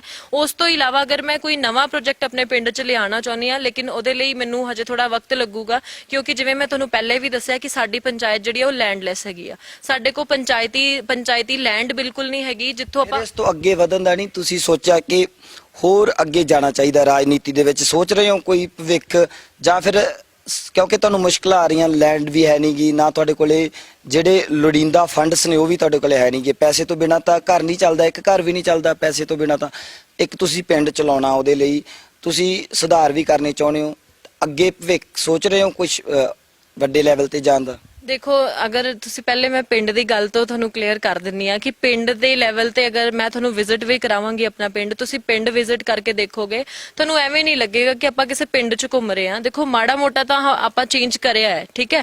ਬਾਕੀ ਜਿੱਥੇ ਆਪਾਂ ਨਵੇਂ ਪ੍ਰੋਜੈਕਟ ਦੀ ਗੱਲ ਕਰਦੇ ਸਾਨੂੰ ਲੈਂਡ ਦੀ ਜ਼ਰੂਰਤ ਉਦੋਂ ਪੈਂਦੀ ਹੈ ਜਦੋਂ ਆਪਾਂ ਕੋਈ ਨਵਾਂ ਪ੍ਰੋਜੈਕਟ ਪਿੰਡ 'ਚ ਲਾਉਣਾ ਹੈ। ਫਿਰ ਬਟ ਉਹਦੇ ਲਈ ਵੀ ਆਪਾਂ ਕਰ ਰਹੇ ਹਾਂ ਆਪਣੀ ਤਰਫ ਤੋਂ 100% ਕੋਸ਼ਿਸ਼ ਮਤਲਬ ਜਿੱਦਾਂ ਕਿ ਕਿਸੇ ਜਿਹੜੇ ਲੈਂਡ ਵਾਲੇ ਲੋਕ ਹੈਗੇ ਆ ਉਹਨਾਂ ਨਾਲ ਗੱਲਬਾਤ ਕਰਕੇ ਥੋੜਾ ਉਹਨਾਂ ਨੂੰ ਮੋਟੀਵੇਟ ਕਰਕੇ ਪਿੰਡ ਲਈ ਲੈਂਡ ਥੋੜੀ ਜਿਹੀ ਡੋਨੇਟ ਕਰ ਦਿਓ। ਤੁਹਾਨੂੰ ਪਤਾ ਹੈ ਕਿ ਅੱਜ ਦੇ ਟਾਈਮ 'ਚ ਲੈਂਡ ਡੋਨੇਟ ਕਰਨਾ ਇੱਕ ਬਹੁਤ ਵੱਡਾ ਚੈਲੰਜ ਹੈ ਤੇ ਲੈਂਡ ਡੋਨੇਟ ਕਰਵਾਉਣੀ ਬਹੁਤ ਵੱਡਾ ਚੈਲੰਜ ਹੈ। ਇੱਥੇ ਤੁਹਾਨੂੰ ਦੱਸ ਦਈਏ ਕਿ ਪੰਜਾਬ ਦੇ ਵਿੱਚ ਵੱਟਾਂ ਪਿੱਛੇ ਝਗੜੇ ਹੋ ਜਾਂਦੇ ਨੇ, ਲੜਾਈਆਂ ਹੋ ਜਾਂਦੀਆਂ ਨੇ, ਭਰਾ ਦਾ ਵੈਰੀ ਬਣ ਜਾਂਦਾ ਜ਼ਮੀਨ ਦੇ ਰੌਲੇ ਦੇ ਪਿੱਛੇ। ਪਰ ਪੱਲਵੀ ਠਾਕੁਰ ਇੱਕ ਨਵੀਂ ਸੋਚ ਲੈ ਕੇ ਆਈ ਹੈ ਕਿ ਜਿਹੜੇ ਵੀ ਲੈਂਡਲੌਰਡ ਲੋਕ ਨੇ ਇਸ ਪਿੰਡ ਦੇ ਉਹਨਾਂ ਤੱਕ ਅਪੀਲ ਕਰ ਰਹੀ ਹੈ ਤੁਸੀਂ ਥੋੜੀ ਜਿਹੜੀ ਤੁਹਾਡੀ ਜ਼ਮੀਨ ਹੈ ਉਹ ਦਾਨ ਦੇ ਵਿੱਚ ਦਿਓ ਪੰਚਾਇਤ ਦੇ ਨਾਂ, ਤਾਂ ਕਿ ਉਹ ਜ਼ਮੀਨ ਤੋਂ ਫਿਰ ਇਨਕਮ ਸੋਰਸ ਬਿਲਡ ਕੀਤਾ ਜਾਵੇ ਤੇ ਉਹ ਇਨਕਮ ਸੋਰਸ ਆ ਜਿਹੜਾ ਉਹ ਪਿੰਡ ਦੇ ਕੰਮ ਆ ਸਕੇ। ਬਹੁਤ ਵਧੀਆ ਜਿਹੜੀ ਪੱਲਵੀ, ਲੱਗਦਾ ਨਹੀਂ ਕਿ ਇਹੋ ਜਿਹੇ ਕੰਮ ਤੁਸੀਂ ਕਰ ਰਹੇ ਹੋ ਕੋਈ ਆਸ-ਪਾਸ ਦੇ ਸਰਪੰਚ ਸਿੱਖ ਰਹੇ ਆ, ਕੁਝ ਕਹਿ ਰਹੇ ਆ, ਉੱਥੋਂ ਦੀ ਰਿਪੋਰਟ ਕਾਰਡ ਤੁਹਾਨੂੰ ਆ ਰਿਹਾ ਵੀ ਪੱਲਵੀ ਤਾਂ ਵਧੀਆ ਕਰ ਰਹੀ ਹੈ, ਇਦਾਂ ਦੀ ਕੁਝ ਸ਼ਿਕਾਇਤਾਂ ਮਿਲਦੀਆਂ ਵੀ ਸਾਡੇ ਪਿੰਡ ਵਾਲਾ ਸਰਪੰਚ ਤਾਂ ਸੁੱਤਾ ਹੀ ਰਹਿੰਦਾ, ਏਸੀ 'ਚ ਹੀ ਰਹਿੰਦਾ? ਜੀ ਦੇਖੋ ਮੋਸਟਲੀ ਮੈਂ ਦੇਖਾਂ ਜਿਵੇਂ ਸਾਡੇ ਧਾਰ ਬਲਾਕ 'ਚ 80 ਪੰਚਾਇਤਾਂ ਹੈ ਤੇ 80 ਪੰਚਾਇਤਾਂ ਤੋਂ ਕਾਫੀ ਸਾਰੇ ਲੋਕ ਹੈ ਜਿਹੜੇ ਪਰਸਨਲੀ ਆ ਕੇ ਮੈਨੂੰ ਕਹਿੰਦੇ ਆ ਕਿ ਸਾਡੇ ਸਰਪੰਚਾਂ ਨੂੰ ਵੀ ਥੋੜਾ ਮੋਟੀਵੇਟ ਕਰੋ। ਲੇਕਿਨ ਮਤਲਬ ਇੱਕ ਹੁੰਦਾ ਹੈ ਕਿ ਮੈਸੇਜ ਜਾਂਦਾ ਹੈ ਕਿ ਜਿਵੇਂ ਆਪਾਂ ਕੰਮ ਕਰ ਰਹੇ ਸਾਨੂੰ ਦੇਖ ਕੇ ਹੋਰ ਪੰਚਾਇਤਾਂ ਵੀ ਇਸ ਟਾਈਮ ਤੇ ਮਤਲਬ ਬਹੁਤ ਜਿਹਨੂੰ ਕਹ ਲੋ ਜਾਗਰੂਕ ਕਹਿ ਲੋ ਜਾਂ ਜੋ ਵੀ ਕਹਿ ਲੋ ਕਿ ਮਤਲਬ ਵਧੀਆ ਤਰੀਕੇ ਨਾਲ ਕੰਮ ਕਰ ਰਿਹਾ ਇਸ ਟੈਨਿਓਰ 'ਚ। ਤੇ ਬਾਕੀ ਜਿੱਦਾਂ ਜਗ੍ਹਾ ਜ਼ਮੀਨਾਂ ਦੀ ਆਪਾਂ ਗੱਲ ਕਰ ਰਹੇ ਸੀ ਤੇ ਆਪਾਂ ਫੈਮਲੀਜ਼ ਨੂੰ ਮੋਟੀਵੇਟ ਕਰਕੇ ਥੋੜੀ ਲੈਂਡ ਉਹਨਾਂ ਤੋਂ ਲੈ ਰਹੇ ਹਾਂ ਕਿ ਕੋਈ ਪ੍ਰੋਜੈਕਟ ਸ਼ੁਰੂ ਕੀਤਾ ਜਾਵੇ। ਦੈਨ ਨੈਕਸਟ ਇੱਕ ਜਿੱਦਾਂ ਹੁਣ ਮੈਂ ਤੁਹਾਨੂੰ ਦੱਸਦੀ ਹਾਂ ਕਿ ਆਪਾਂ ਜਿੱਦਾਂ ਸਾਡੇ ਪਿੰਡ 'ਚ ਗਵਰਨਮੈਂਟ ਸਕੂਲ ਹੈਗਾ, ਇਵਨ ਉਹ ਗਵਰਨਮੈਂਟ ਸਕੂਲ ਦੀ ਜਿੰਨੀ ਵੀ ਸਾਰੀ ਲੈਂਡ ਸੀਗੀ ਮੇਰੇ ਦਾਦਾ ਜੀ ਨੇ ਡੋਨੇਟ ਕੀਤੀ ਹੋਈ ਹੈ ਜਿੱਥੇ ਆਪਾਂ ਬੈਠੇ ਹੋਏ ਆ ਇਸ ਟਾਈਮ ਤੇ ਮਤਲਬ ਇੱਕ ਸਾਡੀ ਜਿਹੜੀ ਫੈਮਿਲੀ ਹੈ, ਸਾਡਾ ਪਿਛੋਕੜ ਜਿਹੜਾ ਹੈ ਮਤਲਬ ਉਹ ਸ਼ੁਰੂ ਤੋਂ ਹੀ ਇੱਕ ਜਿਹਨੂੰ ਕਹਿ ਲੋ ਕਿ ਲੋਕ ਸੇਵਾ ਲਈ ਮਤਲਬ ਹਮੇਸ਼ਾ ਅੱਗੇ ਰਹਿੰਦਾ ਸੀਗਾ। ਤੇ ਜੇ ਮੇਰੇ ਹੁਣ ਵੀ ਤੁਸੀਂ ਲਗਭਗ ਪਹਿਲਾਂ ਆਪਾਂ ਇਹ ਗੱਲ ਕਰਕੇ ਹਟੇ ਆ ਕਿ ਲਗਭਗ ਕਰੋੜ ਤੋਂ ਉੱਪਰ ਤੁਹਾਡੀ ਪਾਕਟ ਚੋਂ ਜਾ ਚੁੱਕਿਆ ਤੇ ਬਿੱਲ ਹਜੇ ਕਲੀਅਰ ਨਹੀਂ ਹੋਏ। ਅਗਰ ਸਰਕਾਰ ਦੇ ਵੱਲੋਂ ਨਹੀਂ ਆਉਂਦੇ ਤਾਂ ਫਿਰ ਤਾਂ ਤੁਸੀਂ ਬਹੁਤ ਲਾਸ 'ਚ ਚਲੇ ਜਾਓਗੇ। ਲੋਕ ਤਾਂ ਪੈਸੇ ਕਮਾਉਣ ਆਉਂਦੇ ਆ ਇੱਧਰ। ਨਹੀਂ ਦੇਖੋ ਪੈਸੇ ਕਮਾਉਣਾ ਹੀ ਹਰ ਕਿਸੇ ਦਾ ਉਹ ਨਹੀਂ ਹੁੰਦਾ, ਇੱਥੇ ਮੋਟਿਵ ਨਹੀਂ ਹੁੰਦਾ। ਜਦੋਂ ਮੈਂ ਸਰਪੰਚ ਬਣੀ ਆ ਤੇ ਮਤਲਬ ਮੇਰੀ ਸੋਚ ਇਹ ਹੈ ਕਿ ਮੇਰੇ ਪਿੰਡ ਦੀ ਜਿਸ ਵੀ ਤਰ੍ਹਾਂ ਡਿਵੈਲਪਮੈਂਟ ਹੁੰਦੀ ਹੋਵੇ ਉਹ ਮੈਂ ਕਰਾਉਣੀ ਹੈ, ਠੀਕ ਹੈ। ਤੇ ਮਤਲਬ ਹਰ ਕਿਸੇ ਦਾ ਇਹ ਮੋਟਿਵ ਨਹੀਂ ਰਹਿੰਦਾ। ਹਾਂ ਕੁਝ ਸਰਪੰਚ ਹੁੰਦੇ ਆ ਜਿਨ੍ਹਾਂ ਨੂੰ ਸਰਪੰਚੀ ਤੱਕ ਮਤਲਬ ਹੁੰਦਾ, ਸਰਪੰਚ ਬਣ ਗਿਆ ਕੋਈ ਗੱਲ ਨਹੀਂ, ਜਦੋਂ ਕੰਮ ਦੀ ਵਾਰੀ ਆਊਗੀ ਇਲੈਕਸ਼ਨਾਂ ਨੂੰ ਫੇਰ 6 ਮਹੀਨੇ ਰਹਿ ਜਾਣਗੇ ਆਪਾਂ ਫੇਰ ਕੰਮ ਕਰਾਵਾਂਗੇ। ਲੇਕਿਨ ਆਪਾਂ ਜਦੋਂ ਤੋਂ ਸਰਪੰਚ ਬਣੇ ਆ ਉਦੋਂ ਤੋਂ ਲੈ ਕਿ ਅੱਜ ਤੱਕ ਸਾਡਾ ਜਿਹੜਾ 2.5 ਸਾਲ ਦਾ ਟੈਨਿਓਰ ਕੰਪਲੀਟ ਹੋ ਚੁੱਕਿਆ ਹੈ, ਆਪਾਂ 2.5 ਸਾਲ 'ਚ ਇੱਕ ਵੀ ਦਿਨ ਬੈਠ ਕੇ ਨਹੀਂ ਦੇਖਿਆ ਕਿ ਆਪਾਂ ਜਿਹੜਾ ਹੈ ਕਿ ਕਿਸੇ ਵੀ ਤਰ੍ਹਾਂ ਆਪਣੇ ਐਫਰਟਸ ਦੇ ਜ਼ਰੀਏ ਕੰਮ ਕਰਨਾ ਹੈ ਤੇ ਕੰਮ ਕਰਾਉਣਾ ਹੈ, ਤਾਂ ਹੀ ਜੋ ਹੈ ਮਤਲਬ ਮੇਰਾ ਵੀ ਨਾਮ ਬਣੂਗਾ, ਮੇਰੇ ਪਿੰਡ ਦਾ ਨਾਮ ਬਣੂਗਾ। ਤੇ ਬਾਕੀ ਜਿੱਦਾਂ ਤੁਸੀਂ ਗੱਲ ਕਰ ਰਹੇ ਸੀਗੇ ਅੱਗੇ ਭਵਿੱਖ ਦੀ ਕਿ ਤੁਸੀਂ ਕੀ ਸੋਚਿਆ ਹੈ, ਤੇ ਮੇਰਾ ਹੈ ਕਿ ਆਪਣੇ ਇਲਾਕੇ ਨੂੰ ਮੱਦੇਨਜ਼ਰ ਰੱਖਦੇ ਹੋਏ, ਸਾਡਾ ਜਿਵੇਂ ਧਾਰ ਬਲਾਕ ਸੁਜਾਨਪੁਰ ਤੋਂ ਮੈਂ ਬਿਲੋਂਗ ਕਰਦੇ, ਸੁਜਾਨਪੁਰ ਕੌਂਸਟੀਟੁਐਂਸੀ ਤੋਂ, ਤਾਂ ਮਤਲਬ ਇਹ ਚੀਜ਼ਾਂ ਜਿਹੜੀਆਂ ਹੈਗੀਆਂ ਮੈਂ ਅਗਰ ਸਰਪੰਚੀ ਲੈਵਲ ਤੇ ਦੇਖਦੀ ਲੱਗਦਾ ਹੈਗਾ ਵੀ ਹਿਮਾਚਲ ਦਾ ਬਾਰਡਰ ਲੱਗ ਜਾਂਦਾ ਤੁਹਾਡੇ ਏਰੀਏ ਨੂੰ ਇੱਕ ਤਰਫ ਤੋਂ, ਪੰਜਾਬ ਦੇ ਆਖਰੀ ਪਿੰਡ ਨੇ ਜਿਹੜੇ, ਉਸ ਤਰ੍ਹਾਂ ਤੁਹਾਡਾ ਆਖਰੀ ਜਿਹੜਾ ਧਾਰ ਬਲਾਕ ਆਖਰੀ ਜੀ ਜੀ ਸਾਡਾ ਧਾਰ ਬਲਾਕ ਜਿਹੜਾ ਆਖਰੀ ਮਤਲਬ ਬਾਰਡਰ ਹੀ ਕਹਿ ਲਓ ਇਹਨੂੰ ਪੰਜਾਬ ਦਾ। ਤੇ ਇਹੀ ਮੇਰੀ ਸੋਚ ਹੈ ਕਿ ਅਗਰ ਮੈਂ ਇਹ ਲਾਈਨ ਜੁਆਇਨ ਕੀਤੀ ਹੈ, ਭਗਵਾਨ ਦੀ ਦਇਆ ਨਾਲ ਇੱਕ ਕਿਸਮਤ ਵੀ ਕਹਿ ਲਓ ਇਸ ਚੀਜ਼ ਨੂੰ ਕਿ ਨਾਮ ਵੀ ਆਪਣਾ, ਜਿਵੇਂ ਇੱਕ ਛੋਟੇ ਸਰਪੰਚ ਹੋਣ ਦੇ ਨਾਤੇ ਇੱਕ ਮਾਣ ਮਿਲ ਗਿਆ ਆਪਣੀ ਸਟੇਟ 'ਚ, ਤੇ ਮਤਲਬ ਮੇਰੇ ਲਈ ਬਹੁਤ ਵਧੀਆ ਹੈ ਗੱਲ ਹੈ। ਤੇ ਅੱਗੇ ਜਿਵੇਂ ਮੈਂ ਆਪਣੇ ਫਿਊਚਰ ਦੀ ਇਸ ਲਾਈਨ 'ਚ ਗੱਲ ਕਰਦੀ ਹਾਂ ਤਾਂ 100% ਹੈ ਕਿ ਮੈਂ ਇਸੇ ਲਾਈਨ 'ਚ ਅੱਗੇ ਵਧੂੰਗੀ। ਜਿੱਥੇ ਕਿਹਾ ਜਾਂਦਾ ਕਿ ਪੋਲਿਟਿਕਸ ਇਜ਼ ਡਰਟੀ ਗੇਮ, ਬਹੁਤ ਸਾਰੇ ਲੋਕ ਕਹਿੰਦੇ ਆ ਕਿ ਕੀ ਲੈਣਾ ਰਾਜਨੀਤੀ ਤੋਂ, ਰਾਜਨੀਤੀ ਬਾਰੇ ਡਿਸਕਸ ਨਹੀਂ ਹੁੰਦਾ। ਵਿਦੇਸ਼ਾਂ ਦੇ ਵੱਲ ਪੰਜਾਬ ਦੇ ਨੌਜਵਾਨ ਜਾ ਰਹੇ ਨੇ ਜਹਾਜ਼ ਭਰ ਭਰ ਕੇ, 12ਵੀਂ ਤੋਂ ਬਾਅਦ ਜਿਹੜੀ ਵੀ ਜਵਾਨੀ ਹੈ ਪੰਜਾਬ ਦੀ ਪਲਾਨ ਕਰ ਰਹੀ ਹੈ ਪੰਜਾਬ ਤੋਂ, ਉੱਥੇ ਹੀ ਤੁਸੀਂ ਇਹ ਸੋਚ ਰਹੇ ਹੋ ਕਿ ਮੈਂ ਸਰਵ ਕਰਨਾ, ਜਿਹੜਾ ਸਿਸਟਮ ਹੈ ਉਹਨੂੰ ਚੇਂਜ ਕਰਨਾ, ਉਹਨੂੰ ਥੋੜਾ ਉਹਦੇ 'ਚ ਸੁਧਾਰ ਕਰਨਾ। ਤਾਂ ਫਿਰ ਜਿਹੜੀ ਜਵਾਨੀ ਨਿਰਾਸ਼ ਹੋ ਕੇ ਪੰਜਾਬ ਤੋਂ ਵਿਦੇਸ਼ਾਂ ਦੇ ਵੱਲ ਜਿਸ ਨੇ ਆਪਣਾ ਮੂੰਹ ਕੀਤਾ ਹੋਇਆ, ਤਾਂ ਉਹਨਾਂ ਨੂੰ ਕੀ ਕਹਿਣਾ ਚਾਹੋਗੇ? ਬਹੁਤ ਵਧੀਆ ਤੁਸੀਂ ਮੋਟੀਵੇਸ਼ਨ ਹੋ ਇੱਕ, ਤਾਂ ਉਹਨਾਂ ਦੇ ਲਈ ਤੁਹਾਡੇ ਕੋਲੇ ਕੀ ਸ਼ਬਦ ਨੇ? ਦੇਖੋ ਜਿੱਦਾਂ ਤੁਸੀਂ ਵਿਦੇਸ਼ ਦੀ ਗੱਲ ਕੀਤੀ, ਇੱਕ ਮੇਰਾ ਖੁਦ ਦਾ ਵੀ ਬਹੁਤ ਜ਼ਿਆਦਾ ਇੰਟਰਸਟ ਸੀਗਾ। ਜਦੋਂ ਮੈਂ +2 ਕਰੀ ਸੀਗੀ ਮੇਰਾ ਵੀ ਇੰਟਰਸਟ ਸੀਗਾ ਕਿ ਮੈਂ ਵੀ ਬਾਹਰ ਹੀ ਜਾਣਾ ਹੈ, ਲੇਕਿਨ ਫਿਰ ਵੀ ਅਗਰ ਕਹਿ ਲਓ ਕਿ ਮੇਰੇ ਪਿੰਡ ਦੇ ਹਾਲਾਤਾਂ ਨੇ ਜਾਂ ਮੇਰੇ ਮਤਲਬ ਇੱਕ ਕਿਸਮਤ ਕਹਿ ਲਓ, ਮਤਲਬ ਮੈਨੂੰ ਇੱਥੇ ਰੱਖ ਲਿਆ ਕਿ ਮੈਂ ਆਪਣੀ ਸੇਵਾ ਜਿਹੜੀ ਆਪਣੇ ਪਿੰਡ ਨੂੰ ਦੇਵਾਂ, ਆਪਣੇ ਇਲਾਕੇ ਨੂੰ ਦੇਵਾਂ। ਤੇ ਮਤਲਬ ਮੇਰਾ ਇੱਕ ਇਹੀ ਮੈਸੇਜ ਹੈ ਕਿ ਜੇਕਰ ਆਪਾਂ ਸਾਰੇ ਨੌਜਵਾਨ ਇੰਡੀਆ ਨੂੰ ਛੱਡ ਕੇ ਆਪਾਂ ਬਾਹਰ ਜਾਵਾਂਗੇ ਤੇ ਸਾਡੇ ਇੰਡੀਆ ਨੇ ਫਿਰ ਪਿੱਛੋਂ ਐਵੇਂ ਹੀ ਰੁਲ ਜਾਣਾ ਹੈ। ਤੇ ਮਤਲਬ ਇੱਕ ਆਪਾਂ ਅਗਰ ਆਪਣੇ ਇੱਥੇ ਅਗਰ ਤੇ ਪੰਜਾਬੀਆਂ ਦੀ ਜਦੋਂ ਗੱਲ ਕਰਦੇ ਆ ਤਾਂ ਅੱਜ ਵੀ ਲੋਕਾਂ ਦਾ ਲੋਕਡਾਊਨ ਹੈ, ਨਹੀਂ ਤਾਂ ਸ਼ਾਇਦ 2-3 ਜਹਾਜ਼ ਇੱਕ ਮਹੀਨੇ 'ਚ ਚਲੇ ਜਾਂਦੇ। ਹਾਂਜੀ ਹਾਂਜੀ ਦੇਖੋ ਲੋਕਡਾਊਨ ਦੀ ਗੱਲ ਕਰਦੇ ਤੇ ਬਾਹਰ ਜਾਣ ਦਾ ਠੀਕ ਹੈ, ਹਰ ਕਿਸੇ ਦੀ ਇੱਕ ਸੋਚ ਹੁੰਦੀ ਹੈ ਕਿ ਕੀ ਪਤਾ ਆਪਾਂ ਘਰ ਤੋਂ ਬਾਹਰ ਜਾਈਏ ਜਾਂ ਫੋਰਨ 'ਚ ਜਾ ਕੇ ਆਪਾਂ ਆਪਣੀ ਸੈਟਲਮੈਂਟ ਕਰਾਂਗੇ, ਪਿੱਛੇ ਸਾਡਾ ਪਰਿਵਾਰ ਹੈ, ਵਧੀਆ ਤਰੀਕੇ ਨਾਲ ਲਾਈਫ ਸਟਾਈਲ ਮਤਲਬ ਉਹਨਾਂ ਦਾ ਚੇਂਜ ਹੋ ਜਾਊਗਾ ਸਾਡੇ ਬਾਹਰ ਜਾਣ ਨਾਲ। ਮਤਲਬ ਇੱਕ ਸੋਚ ਹੈ ਕਿ ਉਹੀ ਚੀਜ਼ਾਂ ਅਗਰ ਉਹਨਾਂ ਨੂੰ, ਅਗਰ ਆਪਾਂ ਇੰਡੀਆ 'ਚ ਰਵਾਂਗੇ, ਇੱਥੇ ਸਟੱਡੀ ਕਰਾਂਗੇ, ਇੱਥੇ ਜੋਬ ਕਰਾਂਗੇ, ਜਾਂ ਕੁਝ ਬੱਚੇ ਜਿਹੜੇ ਪੋਲਿਟਿਕਸ 'ਚ ਆਣਗੇ, ਨਏ ਬੱਚੇ ਜਿਹੜੇ ਪੋਲਿਟਿਕਸ 'ਚ ਆਣਗੇ, ਮੇ ਬੀ ਸਾਡੇ ਇੰਡੀਆ ਦਾ ਮਤਲਬ ਇੱਕ ਚੇਂਜ ਕਰ ਸਕਦੇ ਹੈ। ਕਿਉਂਕਿ ਜੇਕਰ ਆਪਾਂ ਸਾਰੇ ਬਾਹਰ ਜਾਈ ਜਾਵਾਂਗੇ, ਮੰਨਦੇ ਹੋ ਕਿ ਜਿਹੜੇ ਯੂਥ ਨੂੰ ਸੋਚਣਾ ਚਾਹੀਦਾ ਸੀਗਾ ਕਿ ਰਾਜਨੀਤੀ ਚਾਹੀਏ, ਰਾਜਨੀਤੀ ਨੂੰ ਬਦਲੀਏ, ਉਹ ਬਾਹਰ ਵੱਲ ਜਾ ਰਿਹਾ, ਤੇ ਉਹਨਾਂ ਨੂੰ ਸੋਚਣਾ ਚਾਹੀਦਾ ਵੀ ਅਸੀਂ, ਤੁਸੀਂ ਨਾਲ ਹੋਰਾਂ ਦਾ ਵੀ ਜਿਹੜਾ ਸਵਾਗਤ ਕਰ ਰਹੇ ਹੋ ਰਾਜਨੀਤੀ 'ਚ, ਇਕੱਲੇ ਆਪ ਹੀ ਨਹੀਂ ਤੁਸੀਂ ਪੰਗਾ ਲਿਆ, ਵੀ ਹੋਰਾਂ ਨੂੰ ਵੀ ਕਹਿੰਦੇ ਆ ਵੀ ਤੁਸੀਂ ਵੀ ਪੰਗਾ ਲਓ, ਇਹ ਬਦਲੋ ਇਹ ਸਿਸਟਮ ਨੂੰ। ਦੇਖੋ ਇਸ ਚੀਜ਼ ਨੂੰ ਆਪਾਂ ਪੰਗਾ ਨਹੀਂ ਕਹਿ ਸਕਦੇ, ਇਹ ਸਾਡੇ ਉਹ ਕਹਿੰਦੇ ਨੇ ਕਿ ਇਸ ਪੰਗੇ 'ਚ ਕਿਉਂ ਪੈਣਾ, ਆਮ ਭਾਸ਼ਾ ਕਿ ਪੰਗੇ 'ਚ ਨਹੀਂ ਪੈਣਾ ਰਾਜਨੀਤੀ ਵਾਲੇ। ਦੇਖੋ ਰਾਜਨੀਤੀ ਨੂੰ ਅਗਰ ਆਪਾਂ ਇੱਕ ਪੰਗੇ ਦੀ ਨਜ਼ਰ ਨਾਲ ਦੇਖਾਂਗੇ ਤਾਂ ਉਹ ਪੰਗਾ ਹੀ ਕਹਿਲਾਊਗਾ, ਲੇਕਿਨ ਮੇਰੇ ਲਈ ਜਿਸ ਲੈਵਲ ਤੋਂ ਮੈਂ ਆਪਣੀ ਰਾਜਨੀਤੀ ਦਾ ਜਿਹਦਾ ਮਤਲਬ ਇਹ ਜਿੱਥੇ ਪੈਰ ਮੈਂ ਹਜੇ ਪਸਾਰੇ ਹੈ, ਜਿੱਥੋਂ ਮੈਂ ਆਪਣੀ ਰਾਜਨੀਤੀ ਸ਼ੁਰੂ ਕੀਤੀ ਹੈ, ਮੈਨੂੰ ਨਹੀਂ ਲੱਗਦਾ ਕਿ ਇਹ ਪੰਗੇ ਵਾਲੀ ਗੱਲ ਹੈ। ਜੇਕਰ ਆਪਾਂ ਵਧੀਆ ਕੰਮ ਕਰਾਂਗੇ, ਆਪਾਂ ਵਧੀਆ ਤਰੀਕੇ ਨਾਲ ਚਲਾਂਗੇ, ਤੇ ਸਾਨੂੰ ਮਤਲਬ ਇੱਥੇ ਕੋਈ ਕਹਿਣ ਵਾਲਾ ਨਹੀਂ ਆਇਆ ਕਿ ਰਾਜਨੀਤੀ ਇੱਕ ਮਾੜੀ ਚੀਜ਼ ਹੈ। ਕਿਉਂਕਿ ਇਹਦੇ 'ਚ ਕੀ ਹੁੰਦਾ, ਆਪਣੀ ਜਿਹੜੀ ਇੱਕ ਗੁੱਡਵਿਲ ਹੈ ਉਹ ਲੋਕਾਂ ਨੂੰ ਸਰਵ ਕਰਨੀ, ਉਹ ਸਾਡੇ ਆਪਣੇ ਹੱਥ 'ਚ ਹੈ। ਜਿੱਦਾਂ ਆਪਾਂ ਆਪਣੀ ਜਿੱਦਾਂ ਰਿਸਪੌਂਸਿਬਿਲਿਟੀ ਮਿਲੀ ਆ, ਆਪਣਾ ਜਿਹੜੀ ਸਾਡੀ ਰਿਸਪੌਂਸਿਬਿਲਿਟੀ, ਆਪਣੀ ਰਿਸਪੌਂਸਿਬਿਲਿਟੀ ਦਾ 100% ਦਵਾਂਗੇ, ਤਾਂ ਮੈਨੂੰ ਨਹੀਂ ਲੱਗਦਾ ਕਿ ਕੋਈ ਰਾਜਨੀਤੀ ਤੇ ਵੀ ਮਤਲਬ ਇੱਕ ਕਿਸਮ ਦਾ ਧੱਬਾ ਬਣੂਗਾ ਕਿ ਇਹ ਜੀ ਰਾਜਨੀਤੀ ਗੰਦੀ ਲਾਈਨ ਹੈ।